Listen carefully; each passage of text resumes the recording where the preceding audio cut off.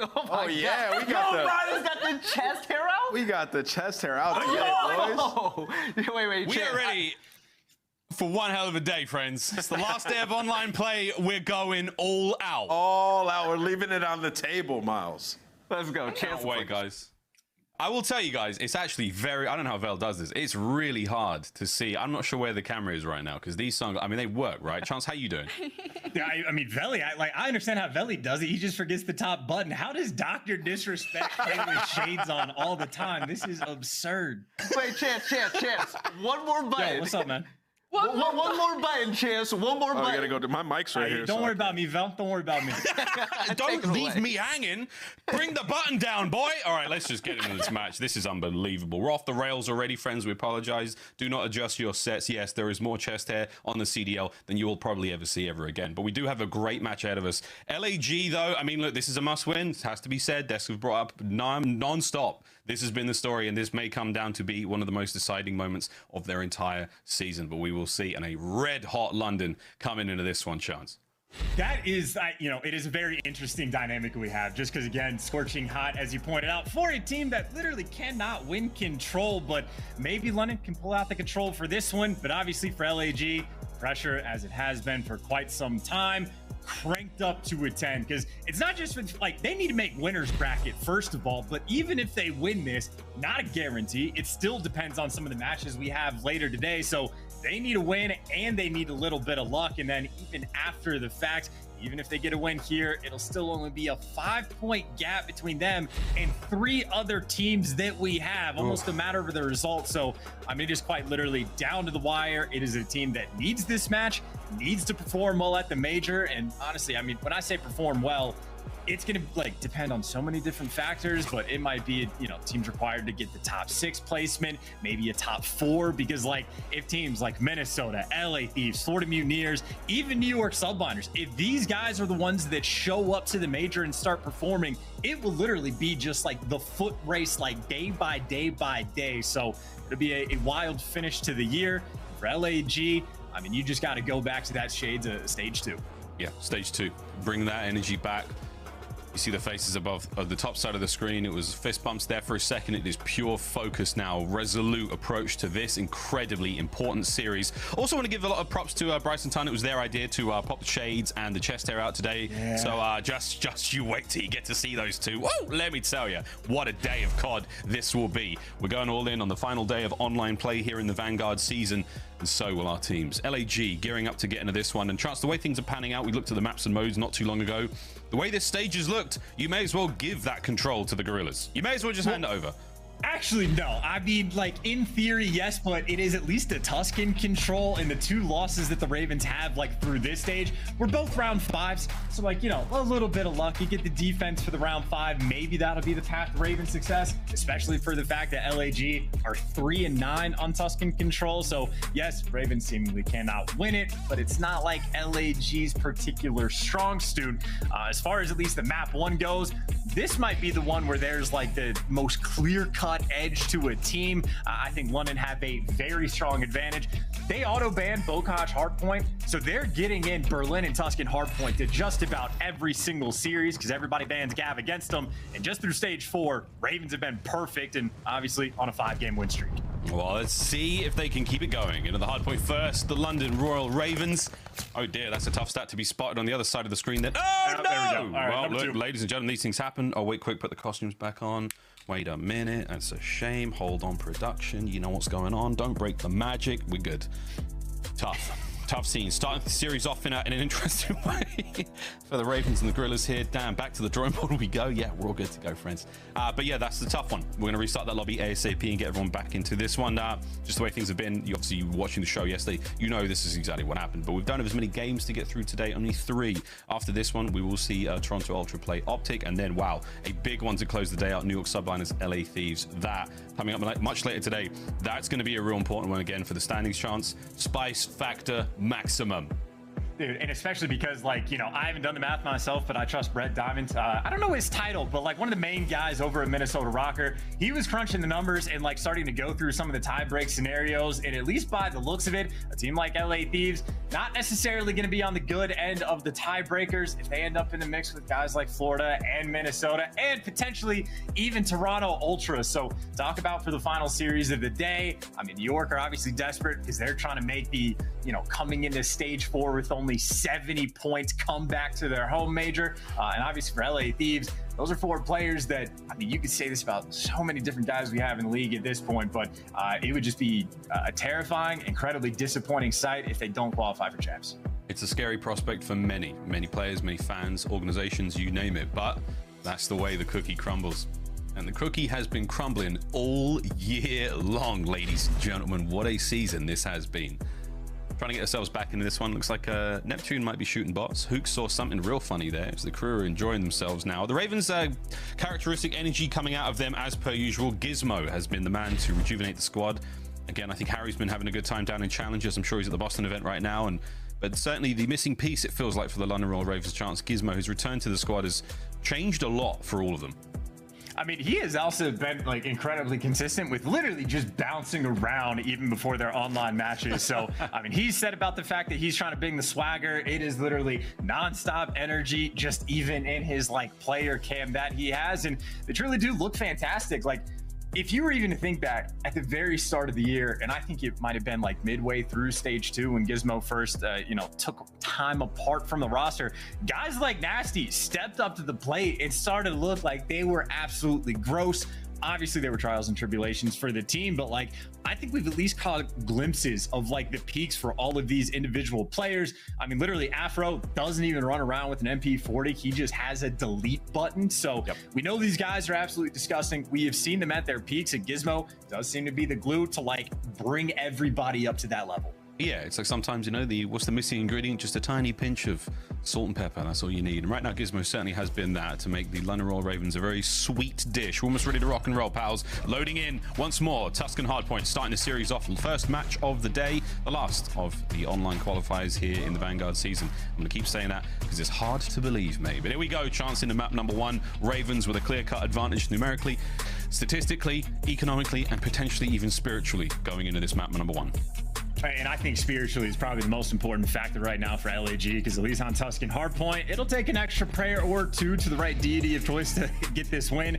Is that over the top and unnecessary? Absolutely. Are we trying to fill through the 3rd lobby crash? That is also true. But again, LAG lost 4 of the last 5, and obviously Ravens on that 5-game win streak. So you know who has the edge, and even just right from the jump, Ravens, they get the better spawns for the opening break right inside the hill, at least for the moment. Yep. Again, good sides. Speedy in there, trying to flip the spawns now. That's the objective. Get the Ravens to the right-hand side of the mini-map. Afro doing what he does best, flying around, finding kills. Now a counter-attack from the LAG. They've got numbers, but they don't have Afro. That is a nice kill out of the young gun. As he soars forward, it's a 3, it's a 4! It's a sensational start with the Ravens picking up the time, but that's a good break out of the LAG. I mean, is it a good break for LAG, or is it a bad spawn flip? You know, like, they're happy to at least get some of that hill time, but Huke not happy to be last man standing. I mean, come out with your hands up. You are surrounded, gunned down. Now LAG truly stuck in their spawn. Maybe good news, you know, it's still a fairly tight game, but not ideal. They got to make that trek across the map over to P2. Yep, towards P2 we go now. Lower right-hand side of the minimap. That's going to be up now. Huke does some delicate parkour to get himself into a new location to try to attack this hardpoint. Gizmo will be his target. And towards the hardpoint we go. The Ravens, the masters of the hardpoint break. Now we'll see how they hold. And so far, it's a wonderful attack from Huke. The attack vector from top green is still flowing, and he's on a 3 spree right now, looking towards the point. I mean, Huke's over here shooting like he's playing against Atlanta FaZe. Maybe they got the gamer tags mixed up, because that is where he truly fries. I mean, that honestly, I think, might be one of the more wild stats we have through stage 4. The fact that LAG beat Atlanta and have lost to everybody else and found themselves in a tough spot. So, you know, if they can beat the best, they are absolutely capable of hanging with everybody. It's just a matter of stringing it together, and fairly unfortunate team nade right there. And, well, doesn't even win the gunfight inside the point. Scrap time by way of Ravens, but of course, I suppose we saw the stats earlier. One thing LAG are truly fantastic at on this map is holding hard points. They do have the rotation to noodle. So wonderful stylistic mix-up between great breaks, great holds between these two teams. 5 spree for Slasher. We'll see how that one goes for him in a moment. He's already just soaking up the hard point time. He will be the last line of defense there on P3. But for now, Sparta first. Wow. Nice bit of work holding the Ravens at bay, not let them in through, and that is a lead change. He truly is Spartacus, you know. Again, that stage 2 flipper, he's able to make that name for himself, and the hold so far so good. I mean, LAG have just dominated because of Spart, the roof side of the map, and I mean, you lose the gunfight inside the hill, but the conveyor belt is in effect. Neptune has taken that place, wins the gunfight in the point, and I mean, honestly, we talked about one of the best teams on holding hills. This has been one of the better looks on Fountain any team has been able to string together as of late. Ravens have been silenced thus far on this hill. Still holding it now, the LAG player. Spart finds himself on a 5 spree as well. Slashers gets cut prematurely short, no streaks to be had. But for now, it's a 6 for Spart. Great looks now. One more, he gets the glide. Gonna go for it now. He's getting a bit eager. And that is an ambitious challenge against Zero, one of the more storied players in the league right now. As Nasty and Co make their way across map into the new hardpoint. Huke, though, managed to find his way in the back line. And another incredible 1v1 fight here. The MP40 is certainly ringing out here on Tuscan. Yeah, this is a hill I'm expecting to be mixy, so I'm just going to backtrack and give props to Zero in that moment. I think from Spart's perspective, he's like, no way, someone is still here waiting for the chow. But Zero, I mean, there's only 5 seconds left on the hill, just being left completely uncontested. But I think Zero purposely doing it just to make sure no glide bombs come through. So veteran play in the moment, and that might be a veteran nade. Peach through the window, but if it connected only for damage, LAG still inside this hard point. My word, what a snap. 3 down. That's all dead. LAG. Ravens now with an opportunity to get on the point. Push them out. The next 20 seconds going to be big. They've also got to get themselves over the next. That was Gizmo's job. He falls now. Ravens in a bad spot as LAG will make their way across map. Neptune, first man in. Good bit of backup. Oh my good God. What was that 2-piece out of Afro? Control going the way of LAG, but not without a lot of help from Slasher. I mean, look, I'm trying to tell everybody, man, he doesn't use an MP40. It is a delete button. Afro will just instantly kill you. He can just flip that switch. I'm gonna need it's the wild cross. to see it. Hey, maybe Spart trying to get out with his life. And honestly, the fact that he didn't instantly die, kind of impressive. But so was running London Royal Ravens on this P5. They got the clearance. They got both sides pushed out. And they got the bottom control as well. As good as it gets for this hill. Yeah, great work now from the Ravens. Let's dive over to the LAG camp and go for a listen in on the break. Shimmy, I got the worst. I mean, he's so chimney, on the back, I spawn fire, I spawn fire. Green dead. Big Roof dead, nice dead. Dude, Just I spawn P3, spawn P3. he's close window. He's close window, no here. Another time. Weak, right corner. Come on, go. They're gonna be there. I need their side, I need their side. Absolutely dead. I did need the side. I hear you, one guy on me. Close right dead. Another one, rails. Rails weak. Zero. One guy's gonna be on me new. I'm gonna hide new. Okay. Dude, they can get past me. Rails dead. Yeah, you got past me. Nasty. Nasty's on You can play routes, nice. guys. Play routes. I hear you. I'll push up close. I don't see anything. I'm pushing. I'm bringing it out. with you. He's you. Gizmo, hit him. Are you? Damn it, man. Okay, I'm trying to flank top church. I'm trying to flank with you. Okay. Okay. I hit him with the nade. Oh, got it. I hit him with Yeah, the okay, nade. I'm in there. He's gonna be hiding field, probably holding the back. I don't see anything mid. Yeah, I'm mid. Could be close mid. I don't see anything bottom mid, bro. We could be our guy. Could be our guy. I'm holding our side, you. Come in there. He's Okay. He's their tree. There's that Afro one shot. He's their tree. One guy with their tree. Maybe you on you. Oh, he's still tree. He's still tree. He's RU so good. Gizmo, argue one shot. Got it. I'll help you mid, Kyle. I'll help you mid. Try and get me out mid. Missing the Afro. Afro's one. My word, this hard point. Back at it we go. Ravens now with the lead. And, you know, good comms, maybe not great, but what has been great has been the hold so far. See a 5 spree coming into effect for Gizmo. Zero winning the gunfights inside the hill. I mean, Gizmo has milked every single second of this time. Does not connect with the glide, but hey, I mean, if you're Ravens, they've won the rotation to P2 again. They just dominated P1 and they went into that hill down by 30. Now on the rotation that they're winning and actually spawning up right next to Neptune at. Well, they've increased that lead to a small one, but hey, first one they've had in a while. Blow for blow, we go on Tuscan now towards P2 in our second set, and it's a TJHaly hit right now. Back's covered for Nasty. What a kill from Neptune, though. He's in. That's an open lane. Gizmo in the next man up. Good work. Damage into Neptune. He has the life advantage. There's the kill. Cleans it up. The backside safe over to the front now. Afro, he's the man. Oh my God. He has snapped Spart's ankles. Beginning to medic. Over by side green. You know, if there was a kills while sliding like statistic, Afro honestly might be my pick for #1. It seems like every single time. I mean, you just watch him play. He'll get a kill, and no matter where he's at, he's sliding somewhere almost instantly. And obviously, you can and use the movement to full effect, you will have great success. But final gunfight's at least on P2, and I suppose LAG will be happy to at least be able to pick up this scrap. But of course, that's the good news. Bad news is this rotation does not look particularly fun. Ravens have everything covered, including Gizmo watching the middle of the map. 2 players over pushed out towards that roof side, so not a fun one to try to break down. Looks like most of LAG trying to go through P5, and Spark at least will open up those spawns. Let's see how the break goes now. Roof side's opened up. Slow hit now through top fire, and it's going to be Slasher with a peach right over the top. The nade's been so on point from both teams here in this matchup. Now Sparks managed to get himself into the back line. This could be big. Zero does get dropped out. An opportunity now to get your way into the point for LAG. Nice kills once again. That hard point is now theirs. And this is also his home, right? You take a little bit extra time to try to make the break, but finally the nade is there to take Spark down. That was the spot where he nearly got the glide bomb from last time, and look what happens. As soon as he dies, every single other kill just falls into place, and well, Ravens happy for it. Nade's come through, got a 30-point lead. You've at least made up for the poor hold over towards Fountain. Again, you lose the scrap, but again, you do win that rotation. So Ravens, this might be the moment to try to spiral away with a game. Breaks on breaks in this map, but the spiral may be here as we've got Ravens in control of the bottom side church. It's a fanned out attack right now from LAG. They are taking their time, and soon they'll have to take their chances in on the hard point. Hard point's open. Nasty's going to be the man with the first kills on the close side of TJHaly. Here comes Neptune once again, double back. Got to pick an angle and commit to something, because right now it's a lot of dithering. Into the point we now go. Is it going to be a kill, or will the Ravens hold it? Here comes Huke now from the backside. 3 dead. It's a clean sweep. 1 members of the Ravens up. There's the break, LAG. And once again, taking their time to make it happen, but if you can do it perfectly, that is the way to go. So LAG keeping this fight alive, but the flood is through the front, and you see the bait is actually an Afro from wherever it was. Nades his teammate, but how much does it really matter? The 1v1 gunfight inside the point. Zero yet to heal, and Spark there to gun him down. Turns out maybe that nade did have an impact, or Nasty could just fly. Slasher wins the old fight for scrap, but again, that battle over towards New, a little bit mixy. Neptune's got to try to hold a couple players off, and unfortunately gonna fall. Ravens again get to the hill first. Pretty slick on the sticks there from Neptune, but not quite enough to stop the onslaught now of the Ravens. 3 of them in the hard point. The one's going to spawn close enough. Here comes the bottom side push. Nasty, the man up.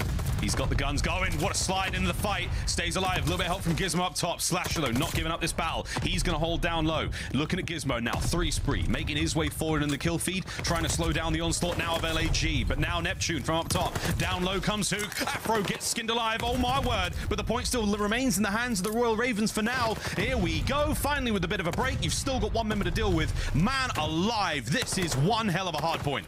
Yeah, Spark's got to earn that paycheck, though. He is the flex guy. Sometimes it's Hamaton. Now the MP40, and he holds them both off. The 3 spree to intro the hill. Can't fall it up, but does the damage. The nades are there for the follow-up. So big plays out of Spark just to make sure LAG keep things in the mix. But over towards that rotation, it is Neptune versus 2. First one's free. Next one, you got to make the read. The gunny, though, doesn't take a factor as Gizmo beats him down for the 17th time. It feels like Ravens get to the new hill first. Unbelievable. Here we go. Final chances now for both of these teams. Spar opens up one side of the attack. Now the pitch is on. It's a 2-2 split, and it may be perfect indeed. There it is. The Ravens are down. London has fallen.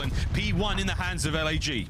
I mean, dude, what more could you ask from Huke? Last time he gets picked apart trying to play hide and seek. This time flies straight in and picks up 2. And now LAG at least get control around the hill, but not in the hill. Huke now last man standing. He's getting flanked and makes the read, but does get traded. London now holding this from the front. 20-point game for both teams. LA is down. Now the Ravens are in the point. Here we go, Gizmo. How many kills can you possibly get up and about? Oh, no, a team nade. No, Gizmo finds 1. Trades are on, but you've still got a 2v2 fight now on the point. Here comes the hit. Zero wins it. Gizmo with the backside covered. Now to the front. Another big win for the Ravens. That might be it, but now comes Neptune. Last chance corral now for LAG. The contest is there. You've got to win the fights, and oh my God, they do. Rotations are down. The game will not be won there, and no one from LAG in position to stop this. Map number 1. What a series this is going to be. That is as stressful can get for a Tuscan hardpoint. I mean, I think from the LAG perspective, they found themselves on the back foot for the final 5, maybe 6 hills where they're like losing the intro rotation, but consistently breaking. happened on the Fountain Hill. Took them 20 seconds, got the clean break, turns into a mix fest. Same thing on Church. Took them 15, 20 seconds. They get the break, gets a little bit mixy, and every single hill had that impact. And as soon as you think they actually pull it off, Huke is popping pieces over towards P1, where early Ravens actually held it for basically a full 60. So I thought LAG did the hard work, but after they got the break on P1, I know a couple nades come through, a couple headshots as well. They just simply cannot hold on to the setup and bullied out in the end. So that is close, but no cigar. I mean, as good as the Tuscan hardpoint can realistically be played, but as stated for the Ravens side of things, I mean, they've just been perfect in hardpoint throughout this stage. I mean, wonderful hardpoint from both teams, man. I mean, you know, just across the board, great kills, great breaks, decent rotations from both squads. That was a real contest, and in the end, the Ravens just managed to edge it out. But man alive, great spree from Huke at the start there as well. We saw some good plays all round. It's not enough to get the job done in the end. And man, when it comes to like back-to-back four-man wipes, like we don't see too much of that in Vanguard. And Nasty, what was that? He BXR'd him. That's one for the old Halo kids. Unbelievable looks now out of both squads. The Ravens continue to keep that run going here on Tuscan. Sadly, the same can be said for LAG. Their spree continues, but so close indeed. Again, a wonderful sign of things to come for LAG fans. We will see what the major will hold for them, but this series is far from over, mate. Let's get another search. I mean, it really is fair to say that like their record on this map does not reflect like how good they actually are, especially like losing 4 of their last 5. Like they're still on point with their holds. Obviously, we saw this game, they're incredibly capable of getting the breaks. I think in all honesty, it was like the one bad P1 hill they had, like the second go around, where I think Ravens really made their biggest impact. But even one small slip up against a team that has been perfect in hardpoint, obviously they will take full advantage. And looking over towards that Bocage S&D, it's not like things really get easier for the LAG camp. I think it's what, a 9-2 record overall for London. Through this stage, they've been, you know, a perfect 2-0, but I mean, it truly is their bread and butter when it comes to S&D. And I mean, a happy Afro is a frying Afro. We already know what he can do on Bocage. I would have to know or even understand how he managed to get that 2-piece on, I think it was Spa and Neptune in P5. I mean, that was... Whew, that brought all the hairs on my chest right to attention. That was an incredible set of kills. Either way, though, friends, that's the first map in the books. An unbelievable start to what will be an exciting series. LAG fans out there, all hope is not lost indeed. You've still got a great-looking set of maps ahead of us. It's going to be a lot of fun. Ravens, though, current form chance, they're disgusting right now. Veli called it, one of the top teams in the game. Can't argue with that. They're looking absolutely fantastic. Can't wait to see how they fare on LAN as well. But for now, what do you make of the search? Well, I mean, again, Bocage 9-2 record overall. They've been pretty clean. I would say honestly, it's going to be similar to the Tuscan, but I think LAG have even better odds where like the Guerrillas do play this map pretty well. I saw the stat from Carson that he fed us for this map that we're going into. LAG have only gone B off the rip 3 times out of 37 offensive rounds. What? So they love to play the slow game. They love to play for picks, and obviously they lean a little bit towards the A side of the map, but they're number 1 in first blood percentage. So LAG, it is the slasher special. Play for picks, make those late round adjustments. So they're obviously fantastic at it. Problem is, so are the Ravens. Now, I will say for the flip side, for London, one of their biggest factors for success throughout this stage has been their round 11s. At the start of the year in round 11s, they have struggled. On Berlin specifically, in the round 11s, they have struggled. But so far from this stage, they've played 4 S&Ds, 3 of which went round 11, and they've won them all. So it's not like London are particularly like dominant at search and destroy, but when they're clutching, obviously they're incredibly difficult to beat. So I think that might sort of be the story for this game, man. Like, it'll be a back and forth battle, but LAG truly have to ice up to take them down. Yeah. Again, we've seen a team do it before. LAG, again, your Major 2 champions, and they didn't win that without going through the best in the business. See if they can't find that familiar form. Again, they set the record for consecutive search and destroy wins. See if they can't get some magic going here. Again, looking at the stats, this is going to be a very closely contested matchup. Bocage, chance to think it was what recent stats, not necessarily the best for LAG, but overall ranks in the season, pretty damn good. Absolutely. And again, I just always love the battles when you get like, you know, one of the best teams on offense in LAG versus one of the best teams in defense in London Royal Ravens, just to add to sort of the square up battle that we have. And I think it'll be a fun dynamic too, because obviously LAG, pretty diverse like S&D team in terms of like their strats. Obviously, even in the respawn, Sparks mixing up the weapons of choice, and I think it'll be no difference here on Bocage. And funnily enough, that is a like bottom right corner stack by LAG. Not completely giving up the A site. Obviously, Huke can check it from the top window, but they've left the P2 side of the map open. I mean, you know the drill, though. You can make your way into top grannies like this. Oh, nice shots from Huke to start the party. Gets away barely after that cross-map fire there from Zero. That was all the way through that wall of side top grannies. FMJ certainly coming into effect. Less than a minute to play with now. And the Guerrillas set themselves up nicely. Here comes the hit towards the A bomb site. Well, let's see how many of these nades connect. I think the first one might honestly be a little bit too far to the right, and yeah, Nasty's got the cheeky little angle for it. So bomb down, still a 3v4, and Gizmo, too many players to fight. So good news, bombs down. Bad news, only 2 players alive. Yeah, 2 of them up. Nasty's going to be one of them on the inside of barn. You've got complete coverage now of the bomb site from LAG. Will they opt for the defuse? No. Nasty's going to peek this. Couple of shots there just to let them know your presence. Zero's on a flank now. He might be able to catch a couple of players out, but timing's got to be sweet here. Over towards top grannies he goes. Naughty boy. That is the bomb defusal down. 1 player down, 3 to go. All of it now falls to Nasty. They know where he is, though. I think he shot his gun earlier, and they're on the hunt, and that is 3 players that had him surrounded.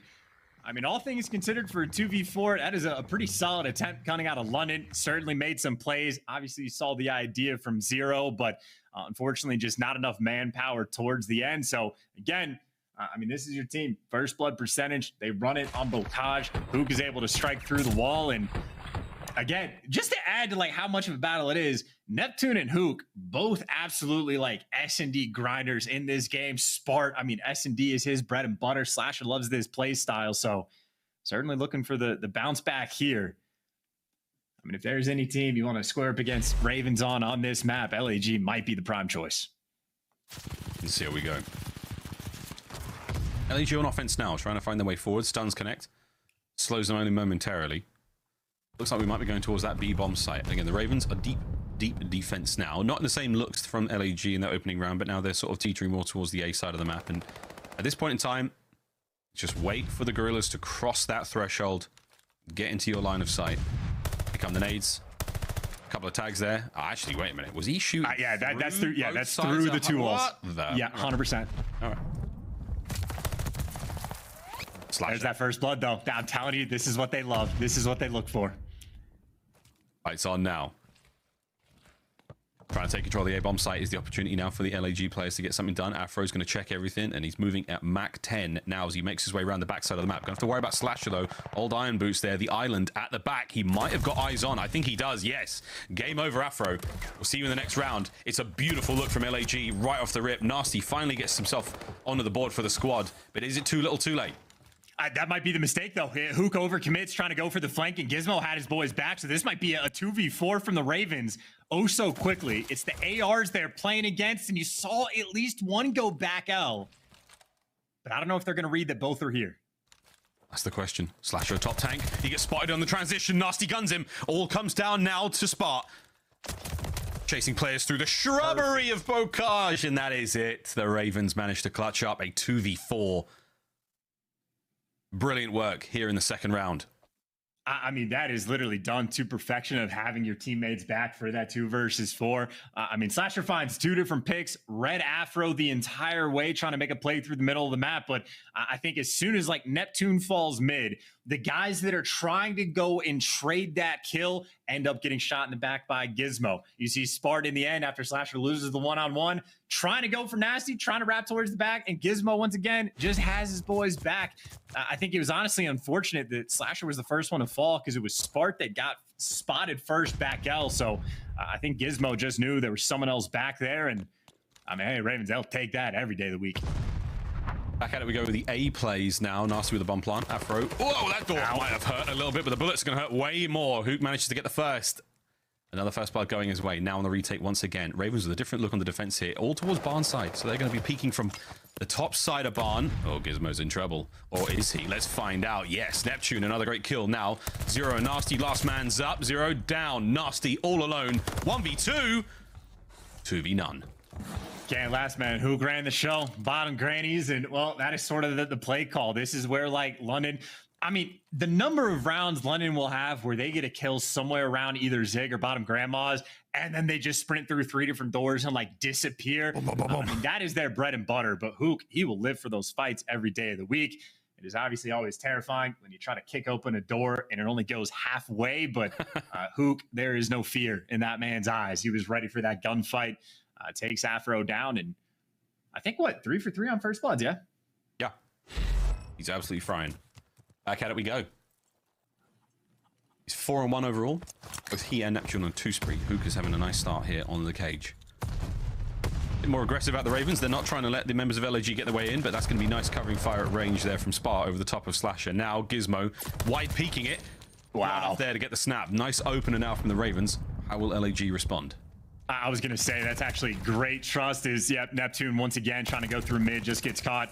I thought it was great trust from the setup for Slasher, like knowing he can just hold the angle as his teammates looking over him. But you see those walls get broken. Slasher feels a little bit exposed and horrific timing. As soon as he looks away, that's when Gizmo makes his move. And I mean, that is as quickly as a round can collapse after the fact. I mean, everybody losing their one-on-ones and perfectly done. I'd say from the side of the Ravens, that was a triple stack over towards the A site.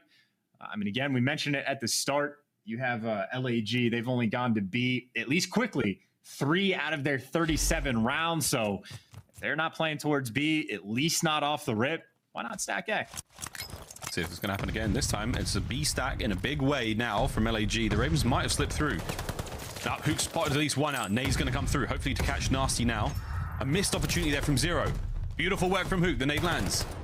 Zero's tactical does not hit its mark. Now Spark trying to keep the battle close and comfortable right now to back up Neptune, who finds that kill. Over towards the bomb site we go. Slasher with a long-range shot. It's all good in the hood right now for LAG. A perfect retake. That is the round. And I think that'll also be the last time we see Ravens try to go for the quick plant on A. It's been a few times where Nasty gets in the spot. I mean, they've done it with no fear. And I think, the first time they tried to do it, Afro's playing a corner bottom grannies. Huke's there to take him down. This time, Huke just makes a different adjustment. This time, he's playing top grannies, there to take down the bomb carrier. And the collapse is just on point. First bloods, still perfect, I believe, from LAG. I think it has been quite a few defensive round wins, but I think that'll be a future adjustment from Ravens. No more quick plants on A. I think LAG not necessarily need to adjust. They've still been on point with actually getting the picks, but maybe stop sprinting through the mid street. You know Ravens players are going to be posted on those back tanks. Slow hit now. Slight trident out of the LAG players through mid-map. Aggressive Ravens not to be found this round. They are way back. Zero through a couple of sets of bricks might be able to spot Slasher on the approach. There it is. Just a little bit of a warning shot to let him know, yeah, I see you, mate. See how far through this B street you can make it. Slowly but surely chance the Guerrillas moving forward. And I'm kind of curious, if LAG actually never get the pick, how long do they take to make a move? Because I think every round, eventually someone for Ravens sort of hands them a freebie. And that is a tough angle from Afro and Neptune. Obviously, Afro has the intel, Neptune does not. So slight advantage for London, but it ain't nothing crazy. Closer and closer we get now, LAG. They are on the bomb site. Afro can sense something's up. He's backed on up. The plant now going down towards A. Coverage is atop the tanks. Gizmo trying to keep the bomb safe. It cannot happen. The plant comes through, and it's going to be Afro now. The tip of the spear at the moment for the Ravens, trying to find something. It's Nasty's first blood that will get the party going. But for now, LAG fanning out here on the attack. Oh, Smart trying to make a play. He gets caught. Yep, Neptune trying to flank, and Gizmo reads it all. 1 versus 4 in this moment. Quick trades go down to bomb. Slasher guns 3, but not enough. 0 on the late flank was there. I mean, that is shades of Thanos in that moment. Quick snap on quick snap.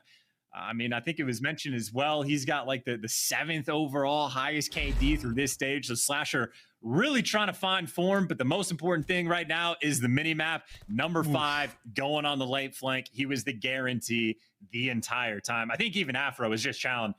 Doesn't care if he lives or dies. No Zero is going to get that freebie kill. So, I mean, it definitely looks scary. Slasher feels like the gunny is hot, but you'll absolutely take that if you are London. And, I mean, hey, they finally got a first blood. They finally win that round. And look at that. No more quick A plants. Ravens switching it up. Towards the B side of the map we look. Aggressive reconnaissance there from Zero with the wall bangs through top grannies. No one to be found there. Island player right now, Zero once again. Sends the kids off one way. He'll take care of business on the other side of the map. Can trust himself, and the boys will trust him to get the job done. Now with the nade checks from Gizmo, Ravens might be bold enough to go for this. So far, no overcommitting. I mean, again, right now, this is the plan B strat from Ravens. Plan A was not working out, and obviously Zero showed off. He could definitely shoot through those walls. He could shoot through a few of them. Gizmo reduced to 12 HP, but gets out with his life, and it's not quick over towards A. Only 35 seconds left in this round, but it's still the bomb site preferred, and I think they're going to get it down once again. Here's the plant. Huke immediately springs Catches into him. life, sadly caught out. LAG now a man down. Look at this defensive position from the Ravens. The post plant set up from them now. They've got the flanks covered. They've got the front covered. This is a great looking setup. What are you going to do, LAG? You've got a gun players off of some sweet spots. Neptune has slipped through. There's the first. Any more to be had? As Afro's now moving in to reinforce it, and it's 1v4. It's now a 1v2. Done. Ravens. Unorthodox post plant position chance, but they got it done. That is clinical. I do think that there is a ton of different teams saving a lot of different things, like 4 champs or 4 even like the final major that we have. And I think that might be an example of just how quickly London snapped into position after they get the bomb down. That is clearly they have done their homework for that moment and pulled that one out of the bag, because that just looks, I mean, impossible to break down. You just have to straight up take all of the AR gunfights, but I mean, London will be L-triggered for them all, so the first time they're able to successfully get that bomb down and get out with their life, they convert, and once again, first blood now going their way. The nade connects on Slasher. A nade from B-bomb site right there, all the way towards the deep side of river. Last 3 remaining members now of LAG towards the front side of Granny's. In we go. Oh, wow. Starting the fight with a bang. Trades are there immediately. Still, though, it comes to a close. Ravens still have a 1-man advantage.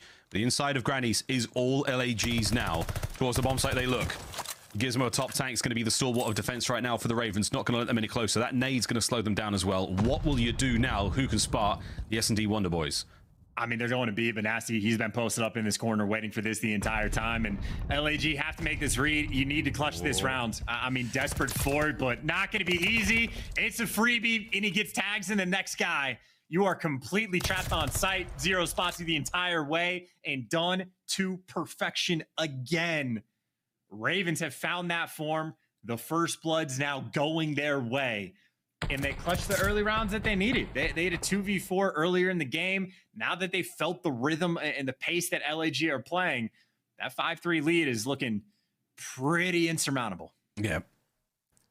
It's one thing to be that far ahead, but in the manner that they're getting it done, Chance, it's the depth of strategy the Ravens are bringing now.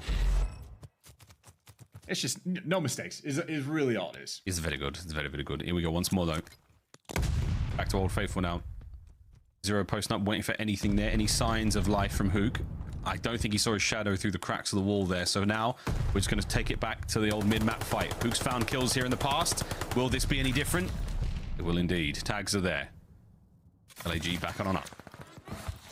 I think right now, you already know Raven's almost certainly going to lean towards this A site at some point. It's just a matter of if the bomb goes down, you have to kill the guy off site, or maybe not. Raven's actually now towards the bottom side of the map. Gizmo looking for the play up top, and they didn't find it. Huke waiting that entire time, so maybe back to that first blood dominance. Huke, I think, gets his 4th of the game. That's such a hard fight to win.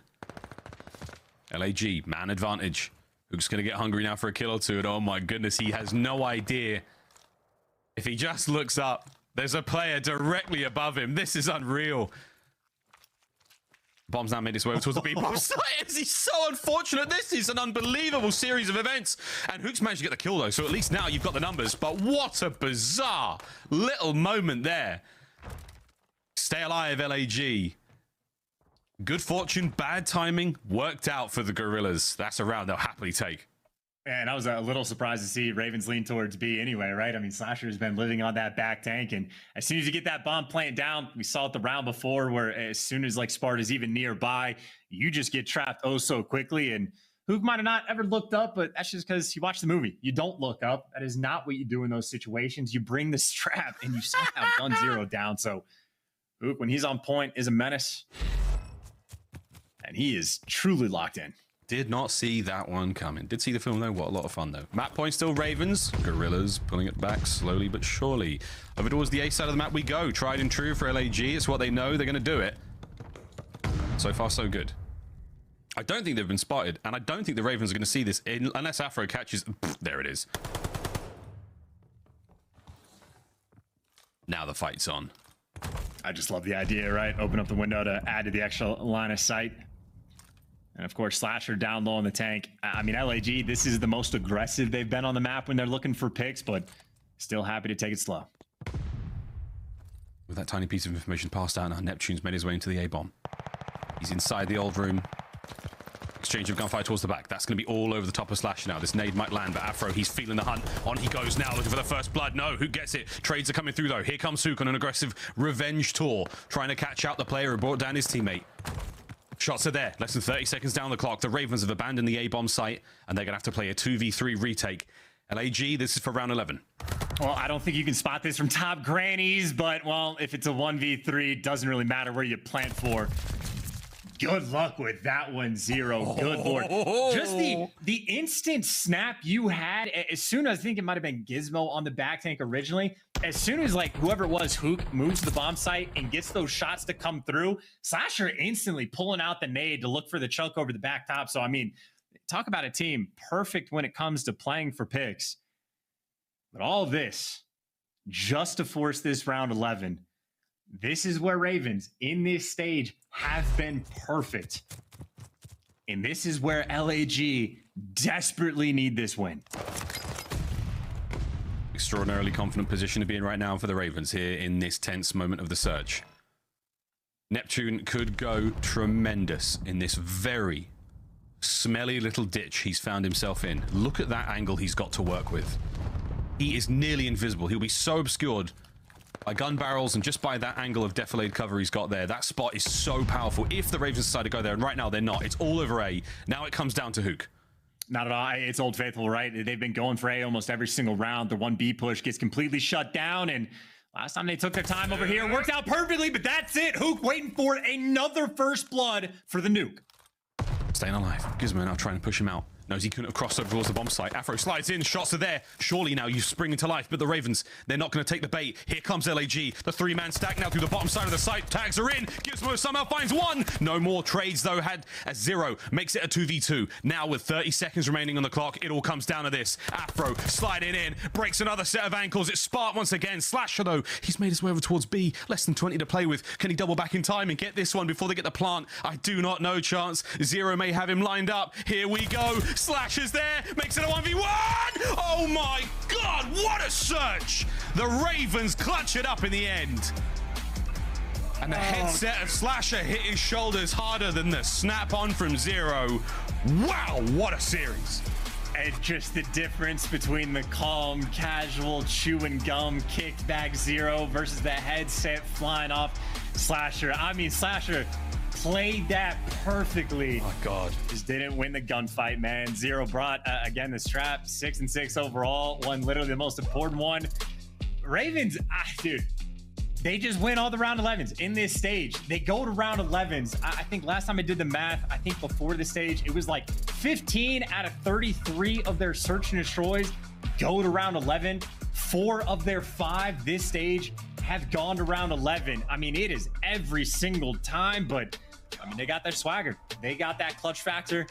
They have the ice, and they simply win another. And dude, that is 2 maps. I mean, that is the best search and destroy map for London. That is one of their best, if not the best, like hard points that London have had as of late. They're on like a 6-win streak.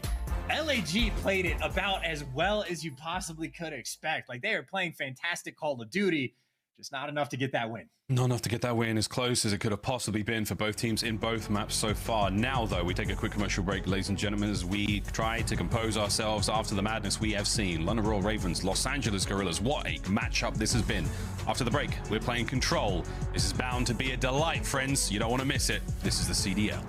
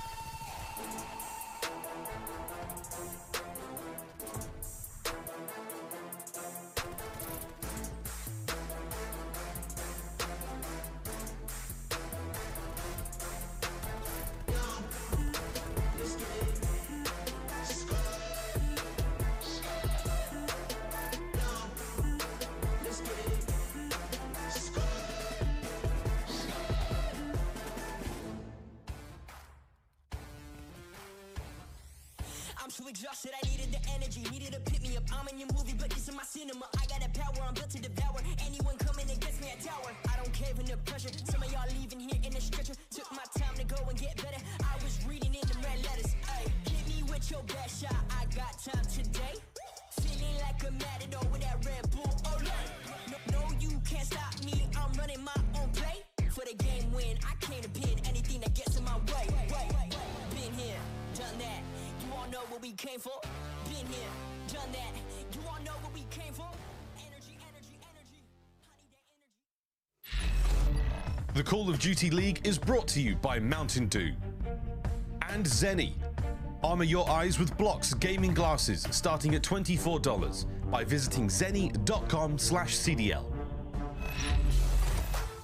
Oh, hey, how's it going? We didn't see you there, but welcome back to LAG versus the London Royal Ravens here in the first matchup of the day, the final set of online matches, the qualifiers here in the Vanguard season. Ladies and gentlemen, welcome back. We're going into map number 3 in just a brief moment, but before that, we're going to give you a little bit of sweet analysis here on Radio CDL. Chance, how are we feeling about the upcoming control game? It ain't going to be good for the Ravens. No, again, disagree. Talked about it very briefly earlier. I know it seems like the Ravens are incapable of winning control, but both of the Tuskens they have had this stage go to round 5. I mean, they got glide bombs kind of killing Zero from like all over like different sections of the map. So I think on Tusken, Ravens can bring something special to the table. And obviously, if it was any other team but LAG, I might not be saying that, but on Tusken control, LAG 3-9. So I think that might be the bigger factor in the window of opportunity. So LAG, it has to be said, first 2 maps played it incredibly well. I think really the only mistake you could sort of pinpoint, and even then it was more just perfect play from the Ravens, but it was that 2v4 like from a very early round that they let slip through. Same thing with the hard point. Played it damn near perfect. It was really just one P1 or maybe a few things out of the mix, but at least in my mind, the P1 was what stuck out. That is where Ravens got a near full 60 and helped them win an incredibly tight game. So LAG are bringing some of the finest Call of Duty to the table, but against this squad for the moment, it is just simply not enough because Ravens have found form and I suppose sort of like, you know, step 3 of the equations for this London team. Obviously, they are striving for perfection. And if they can somehow figure not only Afro's blurry cam out, but how to win control, will they be an absolute threat? A terrifying threat indeed. Well, Afro leans forward when he plays, so the camera's focused for like what, forehead mostly. But yeah, indeed, the control game has not been that kind to the Ravens thus far in this split, and I think again once they work it out, they're going to be truly a force to be reckoned with. Until that moment though, LAG, this is the ultimate opportunity they have to turn the tides of this entire series. They have been so close in every single map up so far. Look at the hard point, look at the search. It really does come down to a moment or two. They are playing the Ravens exceptionally well. A turnaround here on Tusken leads to only great things going into Berlin. Tusken search and destroy map number 5 if we have to go the distance, but for those LAG fans, do not lose faith. This series is incredibly close. And I will say for the Tusken S&D, by the way, I think Ravens have banned that like 65% of the time. They're 0-3 on the map, so they almost never play it. So the fact that it does sort of, you know, slip through the cracks to a certain extent, and especially for the game 5, I can almost see it. It's very tough to actually read, but certainly a spicy one for the game 5. So if LAG managed to get there, it is a good look. And again, the main reason it's important to get there is even if they win the series, not a guarantee they get winner's bracket because it'd be some weird tie break stuff. But just because right now they're down 5 CDL points, if they lose this one and stay down, they will have to overperform versus all of those bubble teams. And it'll be a situation where, like, you know, maybe placing top 6 isn't good enough. Maybe they have to place top 4. But if teams like Florida or Thieves or Røkkr start popping up, then LAG might have to place top 3 or win the damn thing. Like, it gets that much more difficult with this like small degree of separation between all of these guys on the bubble spot. And obviously LAG have beaten Atlanta FaZe. They are playing some very fine Call of Duty, but if it's not good enough to get the wins, I mean, it just makes that major run, I mean, I want to say almost like seemingly impossible. The fact that these guys won stage 2, that was impossible and they pulled it off. So you truly never know. But obviously you want as much like buffer space as possible, because look how much like happier the Ravens look. Smiles on the faces, the energy is there. They're stress-free right now, you know? A much better spot to be in. Yeah, great spot to be in for the Ravens. For them, again, you know, without the early success they had in the season, they wouldn't be in such a comfortable position points-wise going into the major. They're not completely clear yet, but they're in a great spot regardless. God only knows what they are talking about right now. It's Strategy. It's Tuscan control strategy. Yeah, for right. sure. Yeah, right. I have no idea what they're talking about. I think Gizmo might have been talking about volleyball there for all we know. But until that moment comes, we're almost ready to roll into the map number 3. Control's on its way. Again, for LAG, this is an incredibly important moment. And just looking towards the major, again, the hypotheticals of who's going to win, who has to succeed in the points department. You're looking at teams like LA Thieves, LAG, Florida, New York Subliners. If they all get top 4, oh my God, it could happen. It could happen. If they get top 4 in whatever order they take, what in the name of all things Captain Price are we going to do when it comes to calculating where everyone goes for champs? What does that mean? Who knows, man? It's going to be truly unbelievable. And at this point in time, yeah, Ravens are one of the faves. Atlanta have to be considered up there. OpTic aren't going to ever, you know, disappoint. Well, actually, what am I saying? Disappoint loads this season. But there's so much that can still happen. You got to get through great teams. This is going to be the best major competitive COD may have ever seen. And yes, I mean, most intense non-champs event we have ever had, to be sure. I think it's going to be honestly pretty likely there's going to be a team that performs pretty well, places top 6, places top 4, beats like a top team or something like that, and ends up not making champs just because of like tie breaks or some just wild scenario. I think for the 3 teams that are tied right now between Florida Røkkr and LA Thieves, I think LA Thieves get the short end of the tie break stick. I think Ultra are in a good spot for the tie breaks, but there's all of these things that are like in the mix. And if you end up in a situation where you're in like a 5, you know what the dream is, Miles? We talked about this briefly, as I'm assuming the lobby has probably crashed again because, oh my God, this has been so much fun. But the dream is for the situation where there's like a, you know, a runoff best of 5 series, the winner makes champs, or like best of 1 S&D, or however the actual tie breaks work. I don't think it's ever going to happen where the tie breaks are that perfect just because of like how many maps have been played. But, you know, it's all just dream. That's all it is. A one and done. You mean a one and done play-in to decide who gets the champs? Yes, I don't even know if that's how that works. I did not read the rules, but like fingers crossed. We could dream. We can dream, because that is going to be one hell of a spicy show. And again, it's pretty much open fans who really makes this series, you know, close it out, close it, or yeah, whatever. It's going to be fun though. We're almost ready to get into the next matchup. The control is on its way. We promise. We have to go to, of course, that Berlin hardpoint, which I think a lot of the LAG fans would. I know they've been tweeting about this. I know there's Reddit's popping right now with all sorts of questions about, like, oh my God, how could they have thrown? Tough matchup. Low probability plays all around, man. That was a great search and destroy from both teams. We're looking at some good COD. And the Ravens right now, arguably one of the best teams in the game. So you can't be that disappointed. You can be disappointed if they lose the series. 10 points, you sorely won. But we're almost there, pals. Almost there. Chance, as far as, you know, the rest of the series goes, let's say that, you know, let's just run some hypotheticals here. Ravens don't perform that as well as they should do, or they perform as they would. They lose the control. How do you see the Berlin hardpoint going? That is actually a pretty interesting question because, I mean, I feel like I've said this quite a few times through this series. Like, obviously, London, they've been perfect in hardpoint. On Berlin, I think they're 3-0 through stage 4. So they are fantastic on that map, but that is actually LAG's wheelhouse. It has been all year. They have like a 10-5, 10-6 record on the map. So I think going into it, I was expecting the Bocage S&D to be a must-win for LAG. But the failsafe is the control. The back pocket, if you are desperate for it, which obviously they are now, is there is hope on Berlin. It's just that London looks so scary in that respawn game mode. So it'd be interesting to see. And of course, if LAG managed to get to the map 5, you have Ravens that are 0-3 on Tuscan and have banned it 65% of the time. So I think the Berlin will be the most difficult of the next 3 maps for LAG to win. But if your most difficult map to win is one of your best hard points or your best hard point, there is potential. Potential indeed. Will that potential be reached? Got to find out, though. And again, when it comes to that game 5 as well, the Tuscan in the back pocket, just in case they need it. But again, a stressful situation to be in for all Call of Duty fans right now, because again, your favorite team might not be making it to champs. Of course, after this, we see OpTic play Ultra. Much needed points for Ultra there, and a major deciding factor again, who gets that winners bracket going in the major. And then the final match of today, LA Thieves going up against the New York Subliners. That is unquestionably an incredibly important match for both of those teams. We, ladies and gentlemen, are going to throw to a very quick commercial break while we get this lobby back up and running. When we come back, it's time to play more Call of Duty here in the CDL. We're playing Control. Don't want to miss it.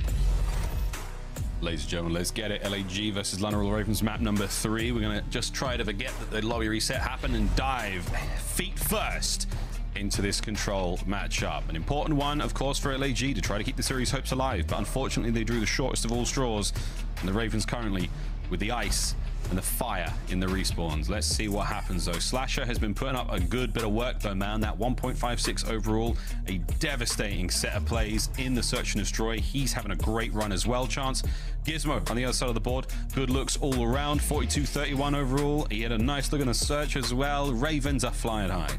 It is quite the battle. I mean, Slasher has clearly stepped up, but Gizmo's obviously having all of those great reads, and I'm not going to jinx it, but it looks like we're actually playing. We got the stats apparently about a dozen lobby resets per day, so, you know, talk about feeling the pressure in these final moments, the game feeling most intense of it all. Oh my Afro! What are these kills? Control. Can we get a task manager check? Sivu play. A zone slowly but surely being captured now by the Ravens. First segment nearly cleaned up. There you go. Sorry, first is done halfway through the second, and already a disgusting start out of the young Marcus Reed. He is having himself some time here on Vanguard. Well, it's a great start, but obviously sort of normal, you know, the slow cap over towards A, get, you know, a 2-life advantage, so nothing crazy for the moment, but I would say London, if they could string something together on offense and get a couple ticks, that would be great, because they are near the bottom of the league when it comes to actually holding on defense, not allowing ticks, and gotta make sure you clutch those defenses. Ravens have so many players over, like, in these corner streets, but unfortunately for Afro, all of his teammates fall. And I think LAG, they're just trying to play the corners game. They know he's nearby. Who's looking for him? But it is Call of Duty timing all over the place. He is a nightmare to deal with. And now he may be coming up on a few more players. Timing might be good. No, no chance. Another big kill. Out like a light. He's gone. Immediately oscillates to the other side of the map, allowing his teammates to come forward. Though big flank right now as the 6th breed comes to a close. Big flank from Neptune. He might be able to catch these players out P5. Again, you've got awareness from it at 0. Capturing B finally. Minute 40 stopped from the clock. Even Stevens in the lives. Here comes the pinch. Oh, this might actually work out. Oh, Gizmo gets him weakened up, and Nasty buys the time. Yeah, he went plat instead of the hill. Huke still, though, on the flank. The 1v1 gunfight in the hill. Well, not a 1v1. Afro last man standing, but obviously that is 3 players he needs to hold off, and I mean, doing his Sunday best. He wins an extra one before he gets dropped. It buys his teammates the space to at least go to Chow Plat, and Neptune is ready to take him down, so defense holds strong. Nice, wonderful patience coming out of Neptune there, lying in wait until the opportune moment to strike. Life count only up by 1, nearly even now for the LAG players, but back over towards the point we go. Nasty, applying the pressure straight away. Here comes the Ravens. Through Church, it's going to be one of them. That's Afro. He's going to be the lone man now, hitting the flanks, desperately trying to get in the mix. And there's Slasher holding his lane. Can't quite get brought down. The Ravens now flying onto the point. Up over the top we go. In towards the capture. Is going to be enough, though. It's good shots out of Afro, but not enough to get the job done. LAG. Strong defensive holds. They remain alive. I mean, bro, just held Afro at the moment. Dude's got 11 kills. He has 2 players that only have 1 on his team. So those are the guys that maybe just slow down a tiny bit, hold that L trigger a little bit longer. Funnily enough, in spite of Afro being 11-3, you are actually down 5 lives. So maybe TDM is not going to be your path to success. So that means you truly do need to slow down and try to look for a clean 4 down. But Slasher and Neptune, in the meantime, just picking Ravens apart. I mean, at the moment, Nasty and Gizmo, they've got, you know, 2 kills between them. Whereas Afro is quite literally running through LAG like a hot knife through any dairy-based condiment. 20 seconds remaining here in the round. 2 lives left for the Ravens. And keep in mind, Huke 1 kill away from getting a glide bomb. So we're talking about Afro popping off, which has been true, but this life Huke is, well, just done his best to match him. And there's only 2 players left alive. I feed Huke this kill. It is the corner. Thank you for the glide. We appreciate that. We will use that later. That is a massive win now for LAG. Not only the round, glide bomb as well. Despite Afro's incredible individual performance, the Ravens completely silenced and mostly useless there in round 1. Well, so, you know, LAG 10th best in offense win, London 11th. So neither team particularly strong on the attack. Obviously, Huke with the glide bomb makes things easier if you ever find that moment. The biggest difference maker, though, is LAG 3rd on defenses, and obviously not a single tick through on B. LAG did a great job. This is where Ravens struggle. 10th overall in defensive round wins, and obviously they're already dealing with the glide. This is where they have to clutch up. Here they come through mid. First kill from Gizmo, though, opens up. Afro is going to pick up the second. Gizmo gets another of his own, forcing LAG back.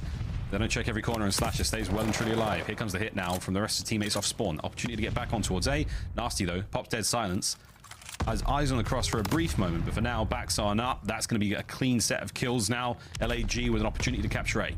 And I think LAG, well, I was going to say post-A capture, but I suppose A is still being pretty hard fought over, and honestly, more 1v1s, and you can afford to fight for this. Nate connects, players weak, and I think Afro just trying to be the cutoff man for his team, but Ravens truly applying this pressure on this 8 point for the moment. That third tick nearly through, but Afro behind enemy lines eventually does get traded and eventually captured. But in the meantime, they've had a few different players in that spot. Ravens have pushed out the roof side of the map, and if LAG never clear it out, you'll see that in the feed quite a few times. Gizmo just shooting players in the back and makes the approach that much more difficult for Guerrillas. Starting to whittle down the lives now. LAG desperately trying to get themselves back into this. 21 to the 18. The Ravens with the advantage. Spark finally makes his way on the point. Rips Nasty a new one. Here comes the rest of the squad. Stacking on up. Slasher now waiting for the boys to show up and get into the fight. It's not going to be a lot. Here comes Huke, though, from the back lines. Unfortunate timing from from Gizmo. Does get the kill now. So Huke's still well and truly alive and kicking here. This could be big. You've got numbers. I don't see why we're not on the point at this moment in time, LAG. I mean, wait for the nades to come through. Maybe it's only one player nearby and you don't want to get flanked. So they're at least keeping control of the map until they lose the gunfights. Oh my God. Yeah, They've lost the Huke's gonna gunfights. feel abandoned in that moment. Players lose it on the flank. He's forced to turn around and the nice little swarm. And I got to take the shades off, actually. First tick is through, though, right? So I suppose on the attack, already a little bit of success. And talk about how roof, you're going to see it a lot. Getting shot in the back wall, 0. It's like the third time that's happened this round. Well, you're on the point now.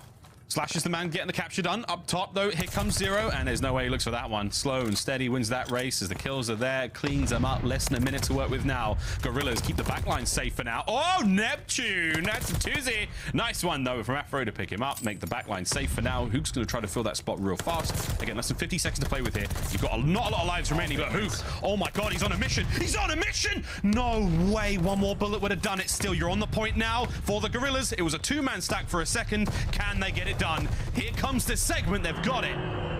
There comes the glide. I killed the guy in the back. The man up close should get called out, and Slasher wins the gunfight. So Com's on point, but Afro has to be traded in Neptune, trying to play ring around the rosy, and Afro wins those every day of the week. Huke's there for the trade, though, and look at that. Gizmo, last man standing, 5v1. Oh. How fast that round just went. There was 30 seconds left on the clock, and London Royal Ravens ran out of lives. Maybe your regrets for those guys pushing the pace earlier on defense. They just got punished, and Huke is a monster. I don't know if he found the timing on the flank for 0, just cooking a nade off spawn, but like, he should have been a free kill every day of the week. Turns it into 2, nearly 180-0. And even all the trades coming through, I mean, Huke right now playing out of his mind. Yeah, that would have been a truly marvelous 3-piece. But for now, we're going to see what the Ravens can do on attack, because they're on map point for the Guerrillas. This is a toughie. Finding the time. No one really giving up too much. Shots out of Slasher. Takes care of business up front. Huke's going to be there as well. Now pressure on.